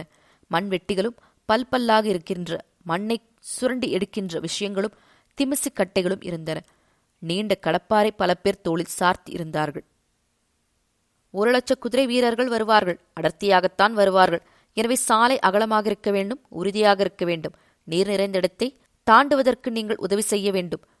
நீர் நிறைந்த இடங்களில் பள்ளங்களில் குதிரைகள் நொடிக்காமல் இருப்பதற்கு மிகச் சரியாக கும்பலாக போய் அந்த இடத்தை சோதனை செய்யுங்கள். பள்ளங்களை நிரப்புங்கள். நிரப்ப முடியாவிட்டால் குதிரைகள் போவதற்கு உண்டான மாற்றுப்பாதையை தேர்ந்தெடுங்கள். நீங்கள் வேலை செய்த மறுநாள் குதிரைப்படை உள்ளே நகர்ந்துவிடும். மேலை சாளுக்கியம் நோக்கி நகர்கிறோம். ராஜராஜ நரேந்திரனுக்கான இந்த போர் நடைபெறுகிறது. மற்றவை சோழ வீரர்கள் உங்களுக்கு சொல்வார்கள் என்று சொல்ல, அவர்கள் கூலிப்பணமும் ஒரு வண்டி அரிசியும் வாங்கிக் கொண்டு நகர்ந்தார்கள். மாட்டு வண்டி முழுக்க பல கூடைகள் அடுக்கப்பட்டிருந்தன. மாட்டு வண்டி அவர்கள் பக்கம் திரும்பி அவர்களோடு வெளியே போயிற்று. தோல் உரித்து ரோமம் நீக்கி உலர்த்தி முரசு செய்பவர்களும், எருமைத் தோளில் நீண்ட வார்கள் செய்பவர்களும், சேனம், கடிவாலாக கயிறு ஆகியவற்றை சரி செய்பவர்களும், வீரர்களுடைய காலணிகளை பழுது பார்த்து தருபவர்களும், புதிய காலணிகளை செய்து தயாராக வைத்திருப்பவர்களுமான தோல்வார் ஆட்கள் உள்ளே நுழைந்தார்கள். அவர்கள் 20 பேர் இருந்தார்கள். போதுமா? ஆட்கள் குறைவாக இருக்கிறார்களே. இதுவே அதிகம் ஐயா. கிளம்புவதற்கு முன்னதாகவே நாங்கள் போய் எல்லா சேனங்களையும் சரிபார்த்து விட்டோம். இப்பொழுது கூட போய் சேனங்களையும் கடிவாளங்களையும் சரி செய்யப் போகிறோம். எனவே குதிரைப்படை கிளம்புவதற்கு முன்பு நாங்கள் போய் நின்று விடுவோம். எந்த கவலையும் வேண்டாம், 20 பேர் போதும் என்று சொல்ல, அவர்களுக்கும் மூங்கில் தட்டில் பொன் கழஞ்சு தரப்பட்டது. 6 கூடை அரிசி தரப்பட்டது. அவர்கள் ஆடு வேண்டுமென்று கேட்டபொழுது வாங்கிக் கொள்ளச் சொல்லி இன்னும் கூடுதலாக காசு தரப்பட்டது. கொழுத்த ஆடுகள் உணவுக்காகவும் ஆகும், தோல் வாரிசுக்காகவும் ஆகும். அது தவிர பொதி சுமந்தபடி எருமைகளும் எருதுகளும் கழுதைகளும் வரும். அவைகளில் ஏதேனும் நொடித்துப் போனால் உடனே அறுத்துவிடலாம் என்று பேசிக் கொண்டார்கள். பொற்காசுகளும் அரிசிகளும் வாங்கிக் கொண்டு வெளியே போனார்கள். டேய் தம்பி, எல்லோருக்கும் வண்டி வண்டியாக அரிசி போகிறது. அரிசி கூட எடுத்து உள்ளே வை. மட்டரக அரிசியை முன்னே வை. நல்ல அரிசி கேட்டால் இல்லை, அரசர் வாங்கிக் கொண்டார் என்று சொல் என்று தஞ்சை வணிகர் சொல்ல, உடனே அந்த கடை ஆட்கள் தங்களுடைய பணியை செவ்வனே நிறைவேற்றினார்கள். பழுப்பாய் குண்டாய் இருக்கின்ற அரிசிதான் முன்னே கடையில் இருந்தன. வாங்க பொதுமக்கள் வந்தபோது அவர்கள் இதைத்தான் காட்டினார்கள். பொதுமக்கள் சீரத் துவங்கினார்கள். நேற்று இருந்தது இங்கே அரிசி, இப்பொழுது இல்லை என்கிறீரே. உன்னிடம் வந்து அரசர் அரிசி வாங்கினாரா? பொய் சொல்லாதே, ஏமாற்றாதே. பொதுமக்களை ஏமாற்றி எப்படி வாழப்போகிறாய் என்றெல்லாம் வேகமாய் பேசினார்கள். வணிகர்கள் அசரவில்லை. இருந்தால் தரமாட்டேனா என்று பவ்யமான குரலில் சொன்னார்கள். மக்கள் நொந்து கொண்டார்கள். பாண்டியன் ஸ்ரீ வல்லபன் குதிரை ஏறி போர் பயிற்சி நடக்கும் இடத்திற்கு போனார். வீரர்கள் மிக வேகமாக கத்தியை சுழற்றிக் கொண்டு உரக்க கத்திக்கொண்டு குவித்து வைத்திருந்த மண்மேட்டின் மீது ஏறி அங்கு நிற்க வைக்கப்பட்டிருந்த வாழை மரங்களை வெட்டி சாய்த்தார்கள். அந்த இடத்திலேயே உலைக்களம் அமைக்கப்பட்டிருந்தது. துருத்தி வேகமாக அசிய நெருப்பு கொழுந்துவிட்டு இருந்தது. கம்மாளர்கள் சுற்றி உட்கார்ந்து கொண்டார்கள். ஒவ்வொரு வீரருடைய வாளையும் ஈட்டியையும் கூர்பார்த்து கொடுத்தார்கள். பிடிகளை உறுதி செய்தார்கள். வளைத்த கத்திகளை அடித்து நிமிர்த்தினார்கள். மரம் வெட்டினால் உடைந்து போகிறது, இன்னும் கட்டியாக செய்து கொடு என்று ஒரு வீரன் சொல்ல, அந்த வாளை அடுப்பில் போட்டு ஒரு கம்மாளர் முழுக்க காய்ச்சினார். அவருக்கு அருகே ஒரு கல் தொட்டியில் எண்ணெய் இருந்தது. அந்த எண்ணெயில் மேலும் எண்ணெய் கொட்டினார். பழுக்க காய்ச்சிய வாளை கிடுக்கியில் பிடித்துக்கொண்டு வேகமாக ஓடி அந்த எண்ணெயில் முக்கினார். படேர் படேர் என்று எண்ணெய் சூடு தாங்காமல் வெடித்தது. அவர் நகர்ந்து கொண்டார். 2-3 துளிகள் அவர் கையில் விழுந்தன. அவர் அதை பொருட்படுத்தவில்லை. சிறிது நேரம் உள்ளே கத்தியிருந்தது. அதை வெளியே எடுத்து எண்ணெயை துடைத்து சம்பந்தப்பட்ட வீரிடம் கொடுத்தார். இப்பொழுது பார், கத்தியே கனமாக இருக்கும், என்ன செய்தாலும் உடையாது, இதில் அடித்துப்பார் என்று ஒரு கேடயத்தை தாங்கிக் கொண்டார். அவன் வேகமாக அந்த கேடயத்தை வெட்ட அந்த வெட்டை கேடயம் தடுத்தது. கத்தி அடித்து பின்வாங்கியது. ஆஹா, அருமையாக இருக்கிறது உங்கள் வேலை, கெட்டியாகிருக்கிறது என்பது கைக்கு தெரிகிறது என்று சொல்லி அவன் உடைவாளை தன்னுடைய உரையில் சொருகிக் கொண்டு இடுப்பில் கட்டிக்கொண்டான். மிக்க நன்றி அண்ணா. போய் வா, வெற்றியோடு திரும்பி வா என்று அவனை கம்மாளர் ஆசிர்வதித்தார். முனைமுறிந்த ஈட்டிகள் சரி செய்யப்பட்டன. அம்பில் பொருத்துவதற்கு மெல்லிய கூரான அம்புகளை அவர்கள் அதிகம் வைத்திருந்தார்கள். அதையும் காய்ச்சி அடித்து அம்பில் பொருத்தி சுத்தியால் அடித்துக் கொடுத்தார்கள். மூங்கில் பிரம்பு நுனியில் அந்த அம்புகள் மிகச் சரியாக பொருந்தின. சில வீரர்களுக்கு மார்புக்கு நடுவே இரும்புச் சங்கிலிகள் இருந்தன. அந்த இரும்பு சங்கிலிகளை இடது கையால் பிடித்துக்கொண்டு வலது கையால் கத்தி வீசுவது வழக்கம். மார்மீது வேறு வாள் தாக்காது இருக்க இந்த இரும்புச் சங்கிலி உதவும். இடதும் வலதுமாக அசைகிற பொழுது மார் முழுவதும் அந்த இரும்புச் சங்கிலி காப்பாற்றும். அவர்கள் அதை வேகமாக அசைத்து காட்டிய பொழுது அதனுடைய நுனிகள் உடம்பில் கீறாமல் இருப்பதற்காக அறம் போட்டு கம்மாளர் அதை சரி செய்து கொடுத்தார். அதையும் நெருப்பில் பழுக்க காய்ச்சி எண்ணெயில் முக்கித்திடம் செய்து கொடுத்தார். ஒரு பையன் ஓடி வந்தான். அரையன் ராஜராஜனிடமிருந்து அழைப்பு வந்துவிட்டது, நம்மை உடனே வரச் சொல்லுகிறார் என்று சொல்ல, கம்மாளர்கள் அத்தனை பேரும் வேலையாகியிருக்கிறார்கள் என்று அரையருக்கு சொல்லப்பட்டது. வந்து நின்ற கிழவரிடம் அவர் வெற்றிலை பாக்கோடு பொற்களஞ்சுகள் நிரம்பிய பையை வைத்தார். ஒரு மாட்டு வண்டி நெல் உங்களுக்கு தரப்படும், எப்பொழுது வேண்டுமானாலும் வந்து வாங்கிப் போகலாம் என்று சொன்னார். குதிரைப்படை கிளம்புவதற்கு முன்பு கிளம்பிவிட வேண்டும். சிறிய குதிரைகளையும் கோவேறு கழுதைகளையும் அரசாங்கத்திடமிருந்து வாங்கிக் கொள்ளுங்கள். வெளியில் இருந்தும் வாங்கிக் கொள்ளுங்கள். உங்களுக்கு தேவையானவற்றை அதன் மீது வைத்துக் கொள்ளுங்கள். போர் கடுமையாக இருக்கும். நிறைய கருவிகள் சேதமாகும். அது தவிர அங்கிருந்தும் கருவிகள் கொண்டு வர வேண்டியிருக்கும். அப்போது உங்களுக்கு தனித்த மாட்டு வண்டிகள் தரப்படும். வெற்றி பெற்ற தேசத்திலிருந்து கொண்டு வந்து சரி செய்வதோ அல்லது உருக்கி வேறு செய்வதோ உங்கள் விருப்பம். உங்களுக்கு இந்த வருடம் முழுவதும் வேலை அதிகம் இருக்கும். அதற்கேற்றபடி சம்மானம் தரப்படும். கவலை வேண்டாம். மேலை சாளுக்கியத்தின் வெற்றி நமக்கெல்லாம் நல்ல வாழ்க்கை தரப்போகிறது என்று சொல்ல அந்த கிழவர் சந்தோஷமாக தலையசைத்தார். அந்த செய்தியை அங்கங்கே வேலை செய்து கொண்டிருந்த கம்மாளர் குழுவிடம் தெரிவித்தார். அவர்கள் சந்தோஷமானார்கள். வேகமாக உலையிலிருந்து இரும்பு எடுத்து கடுமையாக தாக்கினார்கள். தீட்டிக்கூர் செய்தார்கள். குதிரைக்கு லாபம் அடிக்க வேண்டுமே, எங்கடிப்பது? பாண்டியன் ஸ்ரீ வல்லபன் கேட்டார். அது தஞ்சை பிரம்படியில் செய்கிறோம் ஐயா. இந்த இடத்தில் செய்தால் பல பேருக்கு அதனுடைய விஷயம் புரிவதில்லை. பொதுமக்கள் பார்த்துவிட்டு குதிரையை சித்திரவதை செய்கிறீர்களே, சாண்டாளர்களா, பாபிகளா என்றெல்லாம் ஏசுகிறார்கள். எனவே நாங்கள் பெரிய தட்டு கட்டி மறைப்பு ஏற்படுத்தி அதற்கு நடுவே குதிரைகளை அழைத்து கொண்டு போய் படுக்க போட்டு கால்களை கட்டி அதற்குண்டான அளவு எடுத்து லாடம் செய்து அங்கேயே அடித்து விடுகிறோம். குதிரை 2 நாள் தவிக்கிறது, பிறகு சரியாகி விடுகிறது. குதிரை கொடுத்துவிட்டு போங்கள், நாங்கள் லாபம் கட்ட ஏற்பாடு செய்கிறோம் என்று சொல்ல அவர் சந்தோஷமாக குதிரையிலிருந்து கீழே இறங்கினார். அவருக்கு வேறு குதிரை கொடுக்கப்பட்டது. அவருடைய குதிரையை பிடித்துக்கொண்டு ஒரு கம்மாளர் முன்னே நடந்தார். எங்கோ தவறான இடத்திற்கு அழைத்துப் போகிறார்கள் என்று குதிரைக்கு உணர்ந்து விட்டது போலும். மிரள மிரள எகிரி எகிரி அந்த குதிரை அவருக்கு பின்னே நடந்தது. ராஜேந்திரனுடைய மகன் வீர ராஜேந்திரன் தேர்களுக்கு நடுவே நின்றான். ஒவ்வொரு தேரையும் சாய்த்து சக்கரத்தை சுழற்றி பார்த்தான். உறுதியை சோதித்தான். அவன் சோதித்த பிறகு அவன் சோதனைக்கேற்ப மசக்கெண்ணெயை அந்த அச்சிலேயே ஊற்றினார்கள். மறுபடியும் சுழற்றினார்கள். அந்த சக்கரம் எண்ணெயால் வேகமாக சுழன்றது. ஒரு சக்கரம் இடதும் வடதுமாக ஆடாதிருக்க வேண்டும், உறுதியாக இருக்க வேண்டும். மரத்தச்சர்களை கூப்பிடு, எந்த சக்கரம் 4 திசையிலும் அலைகிறது பார் என்று சொல்ல மரத்தச்சர் ஓடி வந்தார். ஒரே ஒரு ஆப்பு சரி செய்து விடலாம் என்று சொல்லி சக்கரத்தை கூர்மையாக பார்த்தார். எந்த இடத்தில் ஆப்பு அடிக்க வேண்டும் என்று முன்னும் பின்னும் சுழற்றினார். ஒரு இடத்தில் கை வைத்து கையில் உள்ள சுண்ணாம்பு கட்டியால் அந்த இடத்தை குறித்து கொண்டார்.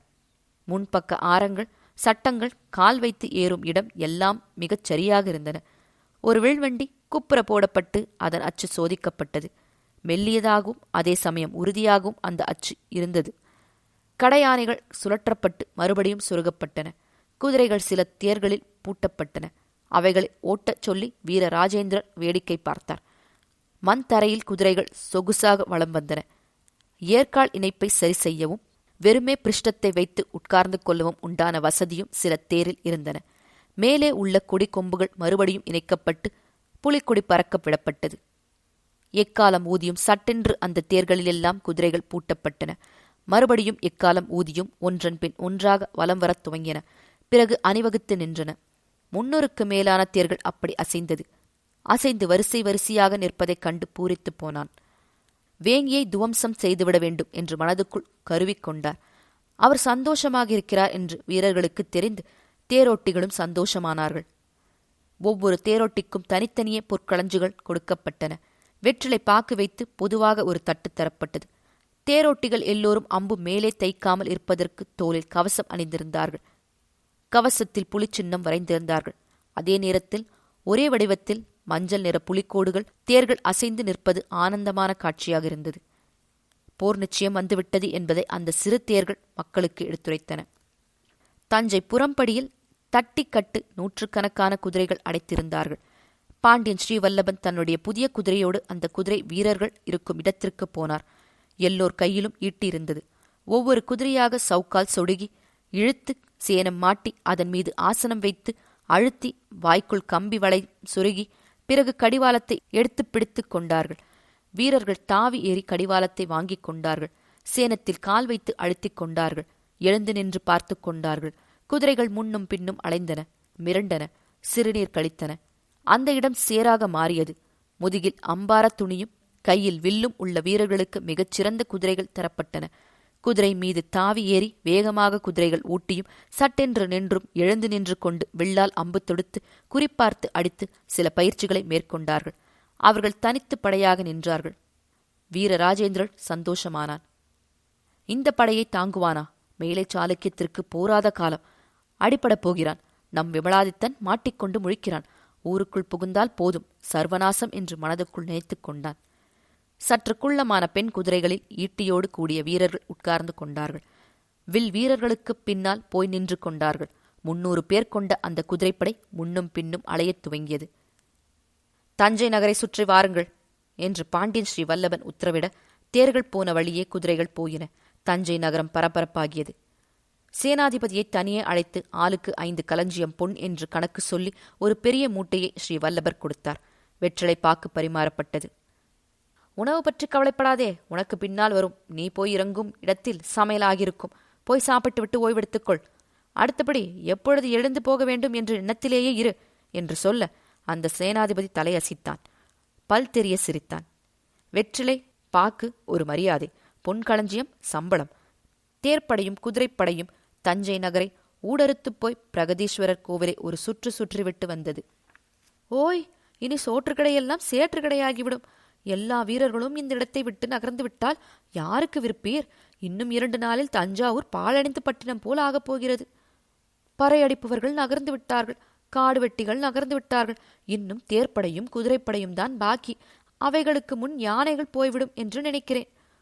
உணவு உண்டு கொண்டே ஒருவர் அழுத்துக் கொள்ள அங்குள்ள அந்தணர்கள் என்ன செய்வதென்று வருத்தத்தோடு ஒருவரை ஒருவர் பார்த்து கொண்டார்கள். கடையை தூக்க வேண்டியதுதான் என்று ஒரு வணிகர் சொல்ல பலர் அதை ஆமோதித்தார்கள். கோயில் பணியாளர்கள் வந்தார்கள். வீணை வாசிப்பவரும் தாளம் தட்டுபவரும் சாப்பிட்டு வந்துவிட்டு திகைத்துப் போனார்கள்.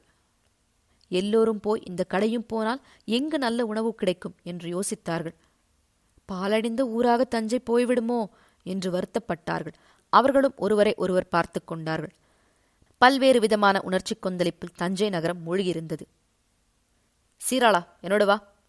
அருண்மொழி குதிரையை ஏறி உட்கார்ந்து கொண்டான். சீராளன் தாவி ஏறினான். 2 பேரும் புறம்படி தாண்டி கரந்தை சாலை நோக்கிப் போனார்கள். கரந்தை சாலையில் ஒரு மேடு ஏறினார்கள். மூங்கில் தட்டிகளால் இறுக்கமாக கட்டப்பட்ட மறைவிடங்கள் இருந்தன. உள்ளிருந்து குதிரைகள் கனைப்பது கேட்டது. ஒரு குதிரை துள்ளி குதித்தபடியே ஓடி வந்தது. அவர்கள் ஒதுங்கிக் கொண்டார்கள். அருண்மொழிப்பட்டன் குதிரையை அந்த தட்டி மறைப்புக்குள் அழைத்துப் போனான். குதிரை முன்னும் பின்னுமாக அலைந்தது. அடக்கி முன்னே கொண்டு போனான். பின்னால் சீராளன் வந்தான்.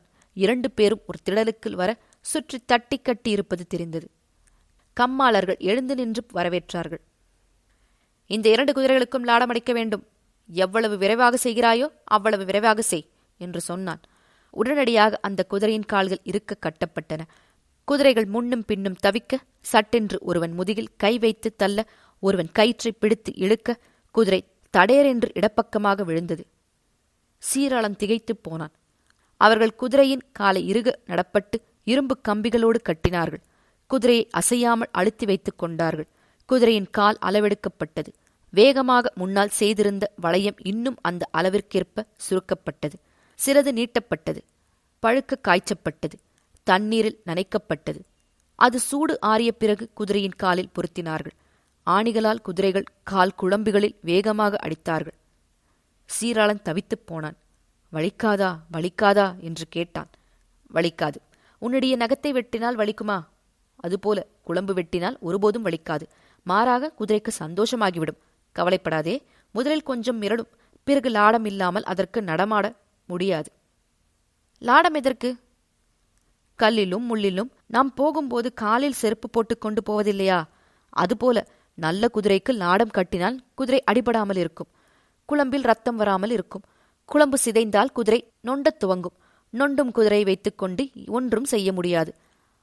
லாடம் கட்டிப்பார் என்று சொல்ல அவன் குதிரைக்கு லாடம் கட்டப்பட்டது. கொஞ்சம் பரிதாபமாக பார்த்து கொண்டிருந்தான். குதிரைகள் துள்ளி எழுந்தன.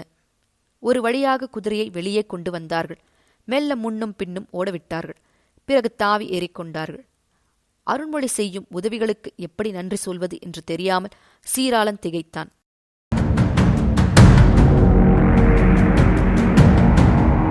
கங்கை கொண்ட சோழன், அத்தியாயம் 17. பறை அடிப்பவர்கள் தஞ்சை புறம்படியை தாண்டி கருந்தட்டான்குடிக்குள் நுழைந்தார்கள். தத்தகம் தடுமம் என்ற சப்தத்தில் பறையொழி எழுந்து கொண்டிருந்தது. 20 பறைகள் ஒன்றாக முழங்க அவர்கள் நடந்து போவதை பார்த்து பொதுமக்கள் வியந்தார்கள். ஓடிப்போய் உள்ளிருந்தவர்களை எழுப்பி அழைத்து வந்தார்கள். தெரு முழுவதும் கூட்டம் திரண்டது. அவர்கள் தொலைவில் வருவது தெரிந்து வீட்டில் உள்ள பெண்கள் சட்டென்று கேனுக்கு போய் நீர் இறைத்து ஒரு குடம் நீர் கொண்டு வந்து வாசலில் தெளித்தார்கள். தெரு முழுவதும் நீர் தெளித்து தூசி பறக்காமல் மணற்பரப்பை மெத்தென்று ஆக்கினார்கள். இப்படி நீர் ஊற்றியவரின் வீட்டுக்கு எதிரே பறை அடிப்பவர்கள் சற்று நேரம் நின்று வேறு தாளகதியில் தங்களுடைய பறையை இயக்கினார்கள். நன்றி தெரிவிப்பதாக அந்த தாளம் இருந்தது. மிக பெரிய படை ஒன்று தஞ்சையிலிருந்து கீழே சாளுக்கியம் நோக்கி கிளம்பிவிட்டது என்று பறை அறிவிப்பவர் மூடமாக தெரிந்து கொண்டார்கள். படை எவ்வளவு தூரத்தில் இருக்கிறது என்று விசாரித்தார்கள். 2 நாள் தூரத்தில் இருக்கிறது என்று பறை அறிவிப்பவர்கள் பதில் சொன்னார்கள். ஆக ஏற்கனவே மக்களுக்கு அரசாங்கத்தில் என்ன நடக்கிறது என்று தெரிந்துதான் இருந்தது. இப்பொழுது படையெடுப்பு என்று சொன்னதும் யார், என்ன, எங்கே, எப்பொழுது என்ற விவரமெல்லாம் இன்னும் வேகமாக அலசப்பட்டது. அந்த பொம்பளை என்னப்பா பொசுக்கு பொசுக்கு என்று புகுந்த வீட்டை விட்டு ஓடி வருகிறாள் என்று ஒருவர் பேச, ஷ், வாயை மூடு, யாராவது கேட்கப் போகிறார்கள் என்று அவன் மனைவி அதட்டினாள். அவன் என்ன என்று திரும்பி பார்த்தான். என்ன இருந்தாலும் ராஜாங்கத்து பெண்மணி, மரியாதையா பேசு, ஏகவசனமாக பேசாதே என்று எச்சரித்தாள். அவன் வாய்ப்பொத்திக் கொண்டான். அரசாங்கத்தை பற்றி பேசுவதற்கு அவனுக்கு துணிவு இருந்தது. ஆனால் லேசான பயமும் இருந்தது. அந்த பெண்மணி என்ன செய்வாள்? ஆண் சரியாக இல்லை. மிகுந்த திமிர் பிடித்திருந்தால் எப்படி அடக்க வேண்டுமோ அப்படி அடக்கியிருக்க வேண்டும். ஒரு நன்றியில்தானே அந்த பெண்ணை கட்டிக்கொண்டாய். அந்த நன்றிக்கு விசுவாசமாக இருக்க வேண்டாமா? அப்புறம் அந்த பக்கம் ஒருத்தி இந்த பக்கம் ஒருத்தி என்றால் இவள் எகிரத்தானே செய்வாள். ஆமாம், உங்களில் யார் 3 கட்டாமல் இருக்கிறார்கள் என்று பேசியவன் மனைவி எகிர அங்கு மெல்லியதாய் சிரிப்பு எழுந்தது. 1 வருடமாக வீட்டோடு இருந்து தினசரி என் கை உணவு சாப்பிட்டுக் கொண்டிருந்தார். இதோ வீட்டை விட்டு கிளம்ப 5 நாள் ஆகிவிட்டது. எங்கே இருக்கிறார் என்றே தெரியவில்லை. இந்த பக்கமாகத்தான் போயாக வேண்டும். போகும்போது நின்று பேசுவார் என்று நினைக்கிறேன் என்று ஆதங்கமாய் ஒரு பெண்மணி சொல்ல மறவர் வீட்டு வேதனை வெளிச்சத்திற்கு வந்தது. பேசாமல் போக மாட்டார் கண்ணே. எல்லோருக்கும் வீடு என்றால் ஆசை இருக்கத்தான் செய்யும். ராஜா கூப்பிட்டு விட்டார் என்றால் குதிரை ஏறி போய்தான் ஆக வேண்டும். தேசம் நன்றாக இருக்க வேண்டும் என்றால் அவர்கள்தானே முக்கியம். காடு வெட்டிகளும் காரை வெட்டிகளும் பின்தொடர்ந்து வருவது தெரிந்தது. அவர்கள் கோல் உயரத் தூக்கி அளந்து கிராமத்து மரங்களின் கிளைகளை தரித்தார்கள். ஒரு வீட்டு வாசலில் இருந்து 4 தப்படி தள்ளி ஒரு மாங்கன்று நடப்பட்டு இருந்தது. அதை சுற்றி நின்று பேசிக் கொண்டிருந்தார்கள். எடுத்துவிடு என்று சொல்ல ஒரு பெண் ஓடி வந்து, வேண்டாங்கய்யா, நான் ஆசையாக நட்டது என்று கெஞ்சினார். வீரர்கள் திகைத்தார்கள். இல்லம்மா, கிளை விட்டிருக்கு, 4 பக்கமும் பரவி இருக்கு. யானை போகலாம், குதிரைக்கு கஷ்டமாக இருக்கும். அதனால் நாங்கள் இடுப்பு வரைக்கும் அறுத்து விடுகிறோம். மேலே சாணம் கொண்டு வந்து தண்ணீர் ஊற்றுவே, பச்சென்று மறுபடியும் வந்துவிடும். நாங்கள் திரும்புவதற்குள் பெரும் மரமாக பார்ப்போம் என்று சொன்னான். அவர்கள் திரும்புவதற்கு குறைந்தபட்சம் 1.5 வருடமாவது ஆகும் என்று அந்த பேச்சில் தெரிந்தது. மக்கள் நெட்டிர்த்தார்கள். ஒருவரை ஒருவர் ஏக்கமாக பார்த்து கொண்டார்கள். திண்ணையில் உட்கார்ந்து கொண்டிருந்தவன் சட்டென்று எழுந்தான். வீட்டிற்குள் போய் மெல்லிய மூங்கிலோடு வெளியே வந்தான். அவன் மனைவி அவனை பார்த்து திகைத்தாள்.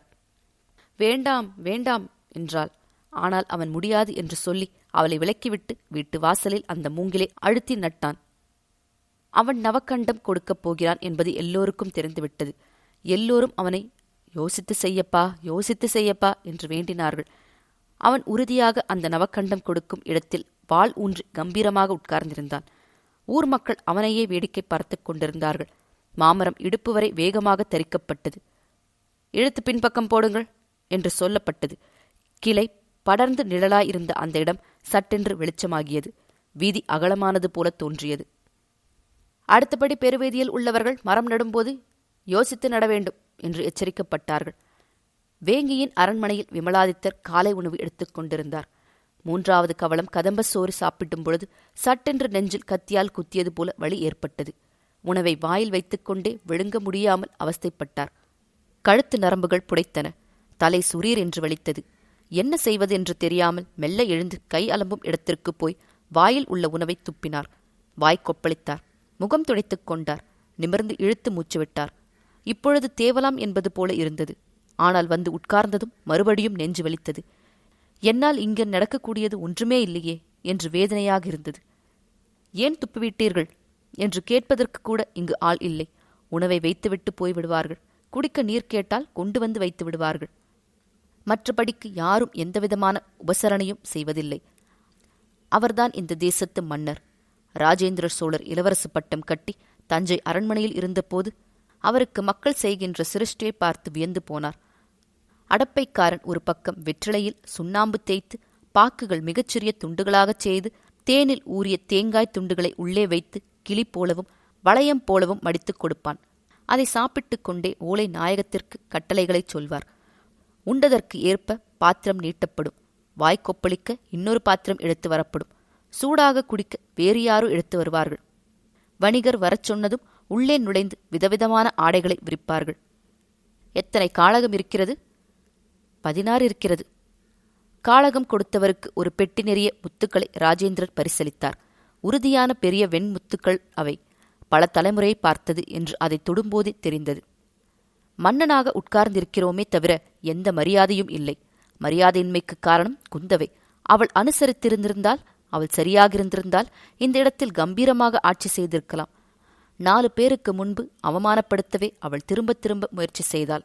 என்ன அவமானப்படுத்துவாளோ என்ற பயத்திலேயே இருக்கும்படியாகிவிட்டது. குந்தவையின் மீது பயமில்லை, அடித்து இறக்கிவிடலாம்.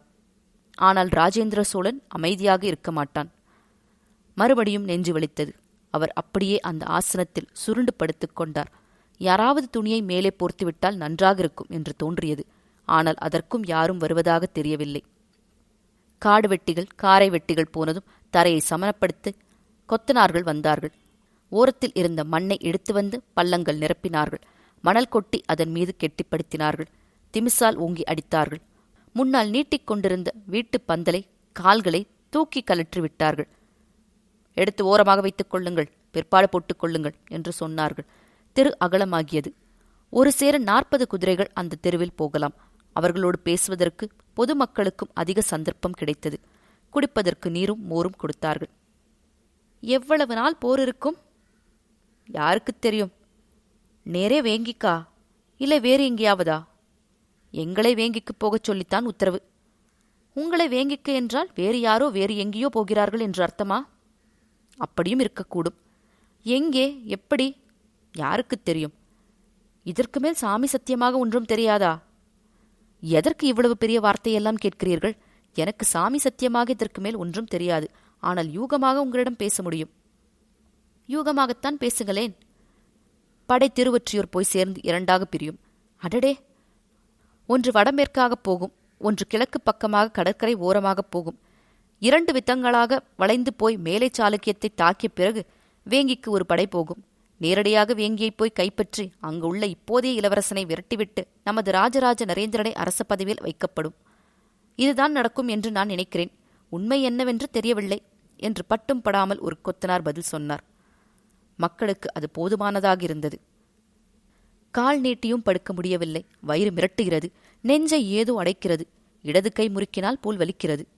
கண்களுக்கு நடுவே வலி இருக்கிறது. சுவாசம் சரியாக விட முடியவில்லை. இழுத்து இழுத்து விட வேண்டியிருக்கிறது. ஏதோ உடம்பில் தப்பு நடந்துவிட்டது. என்ன தவறு? வைத்தியரை அழைத்து வரச் சொல்லலாமா? அவர் மணியை அடித்தார். வாசலில் உள்ளவன் உள்ளே ஓடி வந்தான். வைத்தியரை அழைத்து வா, உடல்நலம் நன்றாக இல்லை என்று சொல்ல அவன் உற்று பார்த்தான். என்ன செய்கிறது என்று கேட்டான். வைத்தியரை அழைத்து வாயா, இது என்ன கேள்வி? இல்லை, என்ன செய்கிறது என்று தெரிந்தால் அதற்கேற்றபடி வைத்தியரை அழைத்து வரலாம். எலும்பு முறிவா, வயிற்று வலியா, ஜுரமா, அதற்கேற்றபடி ஆட்களை அழைத்து வருவேனே. நெஞ்சு வலிக்கிறதையா? அவன் நின்று பார்த்தான். நெற்றியில் கை வைத்தான். திரும்ப தடதடவென்று படிகளில் இறங்கி வெளியே ஓடினான். ராஜ நரேந்திரன் அற்புதமான பையன், மிக நிதானமான பையன். ஆனால் அவனுக்கு சரியான போஷாக்கு அளிக்கப்படவில்லை. தாயின் பக்கம்தான் இருக்க வேண்டும் என்று அவனுக்கு யாரோ சொல்லிவிட்டார்கள். தாயை எதிர்த்தால் ராஜேந்திரன் உதவி கிடைக்காது என்று அவனும் பயந்திருக்கக்கூடும். ராஜேந்திரன் உதவிதான் மிக முக்கியம் என்று கணக்கு போட்டிருக்கக்கூடும். மேலை சாளுக்கியத்தில் பக்கம் விஷ்ணுவர்தன், விஜயாதித்தன் இருப்பதால் ராஜராஜ நரேந்திரன் வேறு வழியின்றி தன்னுடைய தாய்மாமன் ராஜேந்திரனை சரணடைந்திருக்கிறான். அவனை இன்னும் நிதானமாக வைத்திருக்கலாம். நீயே முறைத்துக்கொள், நீயே போர் செய், நீயே வலுச்சண்டைக்கு கூப்பிடு, நீயே விஷ்ணுவர்தன விஜயாதித்தனை அடித்து துரத்து என்று சொல்லியிருக்கலாம். ஆனால் அதற்கு வாய்ப்பே கிடைக்கவில்லையே. விரிவாக பேசுவதற்குள் குந்தவை ஓடிப்போய் அரண்மனை கதவை தாழ் போட்டுக் கொண்டாள். அவனையும் அழைத்துக் கொண்டாள். அவனோடும் பேச முடியவில்லை, அவளோடும் பேச முடியவில்லை. ஊர் வலித்துக் கொண்டு சிரித்தது. அவமானமாகப் போயிற்று. எல்லா அதிகாரிகளும் பார்க்கும் பொழுது நமட்டு சிரிப்பு சிரித்தார்கள். அந்த சிரிப்பு மனதை குடைத்தது, நெஞ்சை அறுத்தது. உடனடியாக விஷ்ணுவர்தன விஜயாதித்தனுக்கு என் மகளுக்கு பட்டம் கட்டப் போகிறீர்களா இல்லையா என்று இரண்டாம் மனைவி கேட்க, யோசித்து சொல்கிறேன் என்று அவர் பதில் சொன்னார். ஆனால் நீர் என்ன யோசிப்பது, யோசிப்பதற்கு வேறு ஆட்கள் இருக்கிறார்கள் என்று அவள் நகர்ந்து விட்டாள். ஜெயசிம்மன் அதை பற்றி யோசித்துக் கொண்டிருக்கிறானாம். மேலை சாளுக்கிய மன்னன் சத்யாசிரியனுக்கு பிறந்த ஜெயசிம்மன் இரண்டாம் ஜெயசிம்மன். மூத்தவன் இருக்க இளைவனுக்கு பட்டம் கட்ட வேண்டும் என்று ஏன் துடிக்கிறீர்கள்? ஜெயசிம்மனை முறைப்பாக விமலாதித்தர் கேட்டார். விஷ்ணுவர்தன விஜயாதித்தன் எங்களுக்கு ஒன்றும் செல்லப்பிள்ளை இல்லை. அவன் ஒரு பகடைக்காய். இந்த கீழை சாளுக்கியத்தை மேலை சாளுக்கியம் ஆட்சி செய்ய வேண்டும். நாங்கள் இந்த இடத்தில் அரசாங்கம் நடத்த வேண்டும். இங்கு அரசாங்கம் நடத்துவதற்கு பொதுமக்கள் பார்வைக்கு விஜயாதித்தனை ஏற்படுத்திவிட்டு மற்றதை நாங்கள் பார்த்துக் கொள்வோம். அப்பொழுது என்னுடைய நிலைமை? மெல்ல விலகிக் கொள்ளுங்கள். வழக்கம் போல நீங்கள் குதிரை ஏறி திருவாரூருக்கு போய்விடுங்கள். திருவாரூரில் வேறு ஏதேனும் ஒரு கணிகை கிடைப்பாள். அந்த கணிகையோடு ஒழுங்காக குடித்தனம் செய்யுங்கள். எதற்கு குந்தவையெல்லாம் என்று சொல்லி இடிபோல சிரித்தார். அவருக்கு வெட்கமாகிவிட்டது. போன முறை சத்யாசிரியனுடைய விமலாதித்தன் தோற்றுப்போய் அவரது தமையனாரும் அவரும் தஞ்சைக்கு வந்து திருவாரூரில் தங்கி காத்திருந்த போதுதான் குந்தவை ஓடிவந்து காதலித்தாள். நான் பார்த்துக் கொள்கிறேன், கவலைப்படாதே என்று ராஜேந்திரர் உறுதி சொன்ன பிறகுதான் அங்கே தங்கியிருந்தார். அவருடைய உதவியால் மறுபடியும் வேங்கியை மீட்க முடியும் என்ற நம்பிக்கை அவருக்கு இருந்தது. அதைத்தான் ஜெயசிம்மன் சுட்டிக்காட்டுகிறான். என் தந்தை விரட்டி ஓடினாயே, இப்பொழுது நான் விரட்டுகிறேன், ஓடு என்று சொல்லாமல் சொல்கிறான். அவர் திருதிருவென்று முழிப்பதை பார்த்துவிட்டு, கவலைப்படாதீர்கள், உங்களை நாங்கள் துரத்தப் போவதில்லை. உங்கள் மனைவி குந்தவை துரத்த வேண்டும் என்று நினைத்தோம். ராஜராஜ நரேந்திரனை துரத்த வேண்டும் என்று நினைத்தோம். அவர்கள் 2 பேரும் தானாக ஓடிப்போய் விட்டார்கள். வெறுமே ஒரு போக்குக்கு படைகளை எல்லைப்புறம் அனுப்பியிருக்கிறோம். வெகு நிச்சயம் ராஜேந்திரர் வருவாரல்லவா? வழியிலேயே மடக்கி தாக்குவதாக எண்ணம். சாலையை சமன் செய்து கொத்தனார்கள் போன பிறகு யானைகள் வந்தன. யானைகள் வரும் நேரம் உச்சி வெயிலாயிற்று. யானைகள் பொதுமக்களை நோக்கி கையை நீட்டி வண்ணம் இருந்தன. ஏதாவது கொடு, ஏதாவது கொடு என்று கேட்டன. மக்கள் வாழைப்பழங்களையும் பூசணிக்காய்களையும் புடலங்காய்களையும் வைத்தார்கள். அவைகள் ஆசையாக உண்டன. 60 யானைகள் புலிக்கொடியோடு நடந்து போவதை பார்க்க கம்பீரமாக இருந்தது.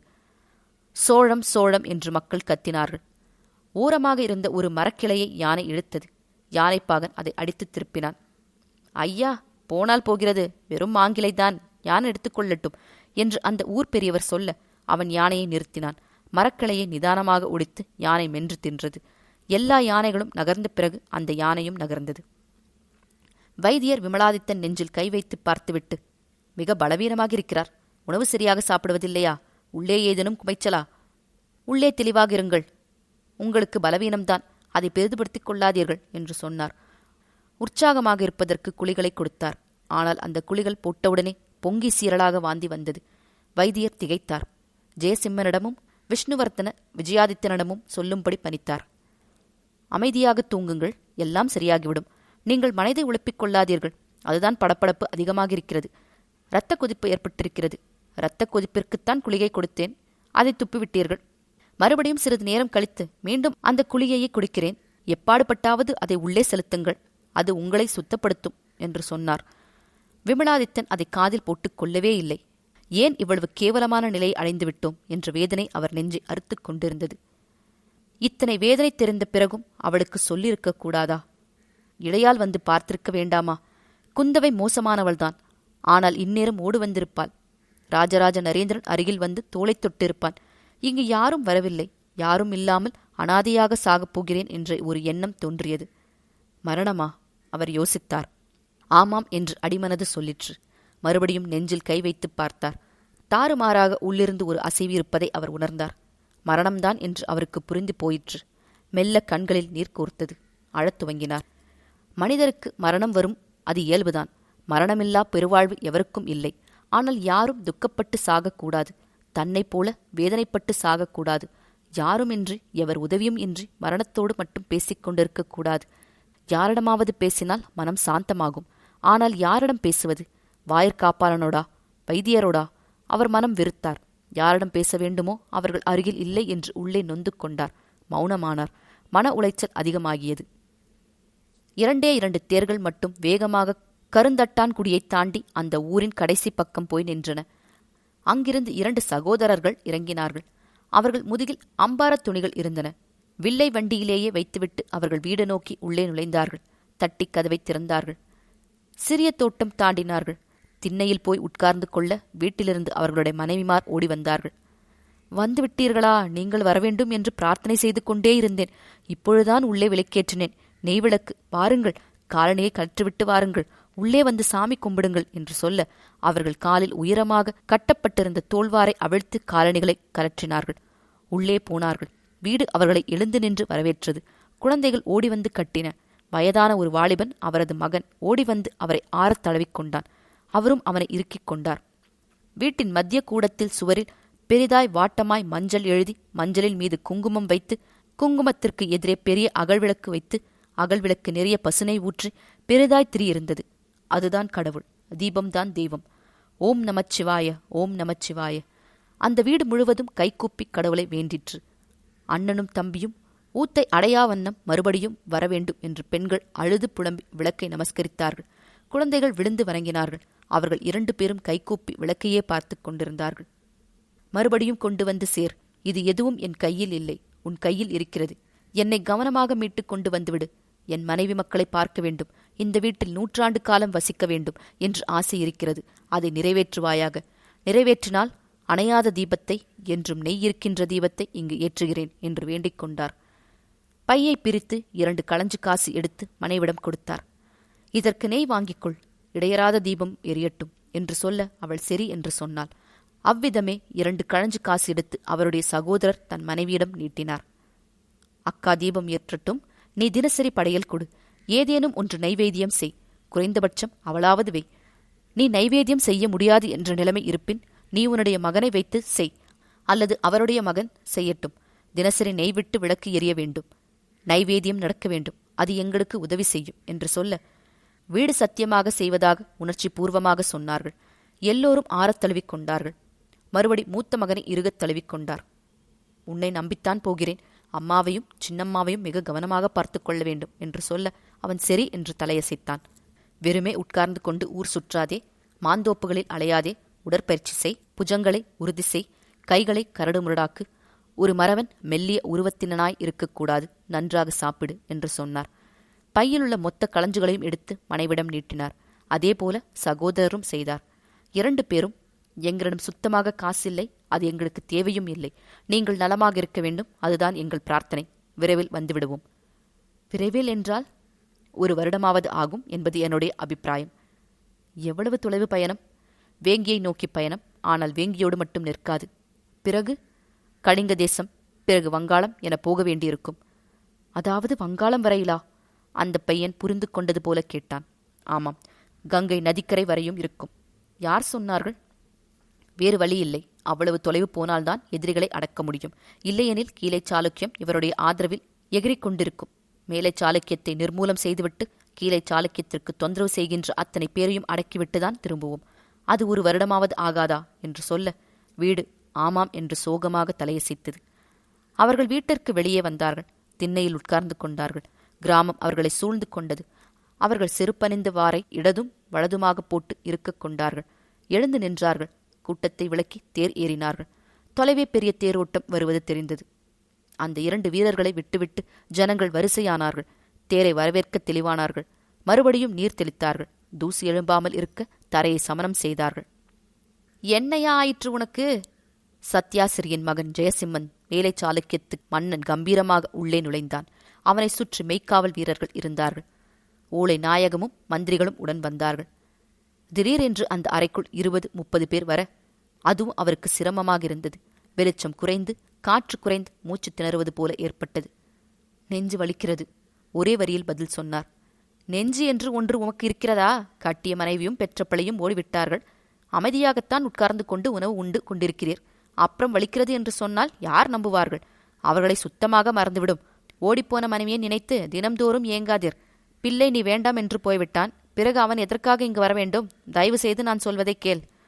இளையராணியை முழு மனதாக ஏற்றுக்கொள். வெறுமே சிங்காரத்துக்கென்று வைத்துக் கொள்ளாதே. அவளிடம் நீ எந்த விதமாகவும் மரியாதையாக பேசுவதில்லை. வெறும் படுக்கை சுகத்திற்காக அவளை வைத்துக் கொண்டிருக்கிறாய். அது எவ்வளவு பெரிய வேதனையை அவளுக்கு கொடுக்கிறது தெரியுமா? அவளை பட்டமகிஷி என்று அறிவி. பிள்ளைக்கு இளவரச பட்டம் கட்டு. விஷ்ணுவர்த விஜயாதித்தன் இங்கு இளவரசனாக நியமிக்கப்படட்டும். நாளை காலை அதற்குண்டான வேலையை நான் துவங்கப் போகிறேன். நாளை மறுநாள் விஷ்ணுவர்தன விஜயாதித்தன் இளவரசனாவான். அதற்குண்டான ஓலைகளை தருகிறேன், கையெழுத்திடும். அவன் ஓலைகளை நீட்டினான். அவர் ஓலைகளை படித்துப் பார்த்தார். வலது பக்கம் படுக்கையில் வைத்தார். இப்போதைக்கு வேண்டாம், என் உடல்நிலை சரியாகட்டும், பிறகு பேசலாம். உன் உடல்நிலைக்கு என்ன கேடு? நெஞ்சு வலிக்கிறதையா? இந்த இடத்திலா? ஜெயசிம்மன் முஷ்டியை மடக்கி நச்சென்று இடது பக்கம் குத்தினார். வலி சுளீர் என்று உடம்பு முழுவதும் பரவியது. தலையில் அடித்தான். அம்மா என்று விமலாதித்தன் அலறினார்.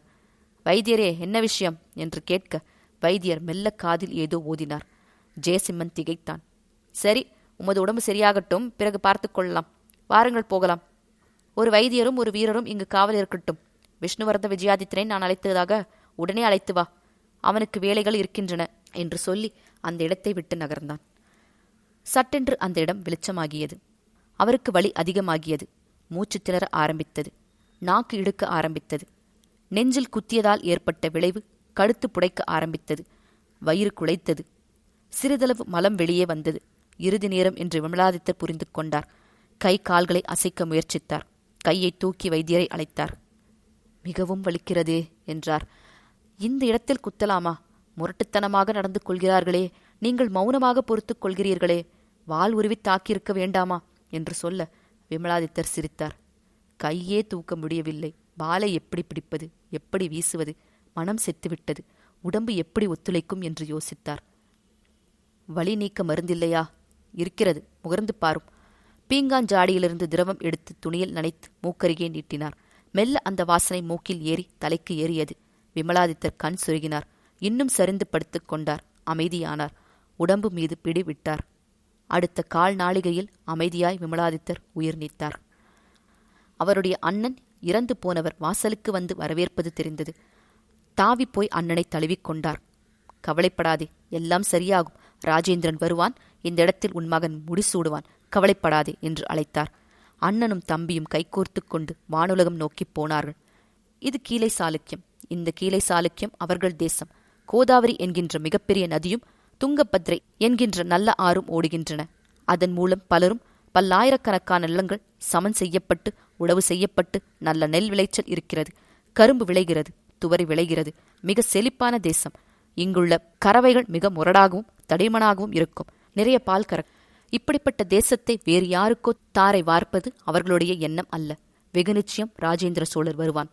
இங்கு வந்து ராஜராஜ நரேந்திரனை சிம்மாசனத்தில் அமர்விப்பான். அதற்கு உண்டான காரியங்களை வானுலகத்திலிருந்தபடி விமலாதித்தனும் அவரது தமையனாரும் நிச்சயம் செய்வார்கள். வானுலகத்தில் இருந்தாலும் கீழே சாளுக்கியத்தை அவர்கள் ஒருபோதும் மறக்க மாட்டார்கள். 300 தேர்கள் கொண்ட அந்த படை கருந்தட்டான் குடியை தாண்டியது. பள்ளி அக்ரஹாரத்தை சேர்ந்த அந்தன மாணவர்கள் கை உயர்த்தி தேரை வேடிக்கை பார்த்தார்கள். மேல் துண்டை விசிறி எறிந்தார்கள். சிலர் ஓடிப்போய் தேரில் பின்பக்கம் ஏறிக்கொண்டார்கள். அவர்களை வேண்டாம், போய்விடு என்று வீரர்கள் அதட்ட அவர்கள் இறங்கி வலப்பக்கம் ஒதுங்கிக் கொண்டார்கள். ஒரு பையன் இறங்கத் தெரியாமல் தேருக்கு நடுவே மாட்டிக்கொள்ள தேர் வேகமாக நின்றது. அவனை விலக்கி ஓடச் சொன்னது. பிறகு மெல்ல நகர்ந்தது. தேர் வேகமாக ஓடுவது, சட்டென்று நிற்பது அவர்களுக்கு ஆச்சரியமாக இருந்தது. செத்து போயிருப்பாயடா, நல்ல வேளை, சோழ வீரர்கள் காப்பாற்றினார்கள் என்று அந்தன சிறுவர்கள் சொல்ல வானத்தில் இருந்து அண்ணனும் தம்பியும், ஆமாம், இந்த சோழ வீரர்கள் கீழே சாளுக்கியத்தை காப்பாற்றுவார்கள், அதை சாவிலிருந்து மீட்பார்கள் என்று பதில் சொன்னார்கள். அந்த பதில் யார் காதிலும் விழவில்லை. தேரின் சக்கரத்தடம் வரி வரியாக மணற்பூமியில் படர்ந்திருந்தது. மறுபடியும் தண்ணீர் தெளிக்கப்பட்டது.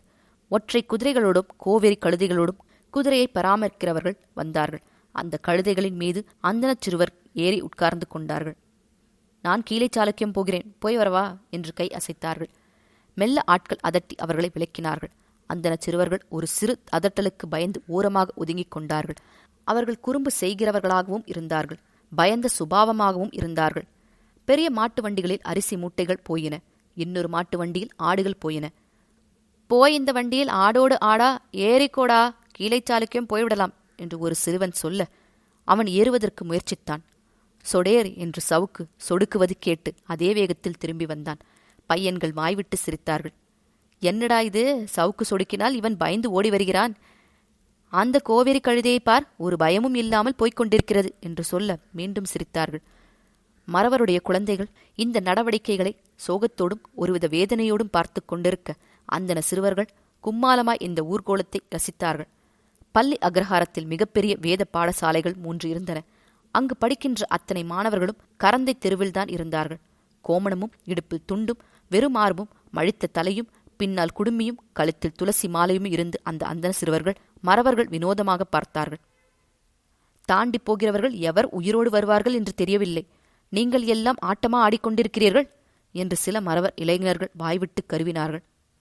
இப்படி ஆடிக்கொண்டிருக்க கூடாது. மறவர்கள் முறைக்கிறார்கள். எனவே கைகூப்பி ருத்ரம் சமகம் சொல்லு என்று ஒரு பெரிய பையன் கட்டளையிட அத்தனை பேரும் கைகூப்பி தேர்கள் தாண்டும்போது ருத்ரமும் சமகமும் சொன்னார்கள். சிவனுடைய நாமத்தை துதித்தார்கள். அவர்களுக்கு ஒரு களஞ்சு பொன் ஒரு போர் வீரனால் தானமாக கொடுக்கப்பட்டது. தான் ஊத்தை அடையாமல் வந்தால் மறுபடி இதே இடத்தில் ஒரு அந்தணனுக்கு ஒரு பொன் களஞ்சு கொடுக்கப்படுவதாக அவன் உள்ளுக்குள் நினைத்து கொண்டான். கீழே சாளுக்கியம் அற்புதமான தேசம். அதை ஆட்சி செய்ய கொடுத்து வைத்திருக்க வேண்டும். நாங்கள் இருவருமே அதை முழுவதுமாக செய்யவில்லை. ஆனால் ராஜராஜ நரேந்திரன் இதை நிச்சயமாக செய்வான். மேலே சாளுக்கியத்தை சுத்தமாக விரட்டிவிட்டு கீழே சாளுக்கியத்தை ஸ்தாபிப்பான். மாமன் உதவியோடு அவன் பெரும் புகழ் பெறுவான். அவன் பெரும் புகழ் பெற வேண்டும் என்று அண்ணனும் தம்பியும் ஆசீர்வதித்தார்கள். அவர்கள் காதிலும் ருத்ரம் சமகம் விழுந்தது.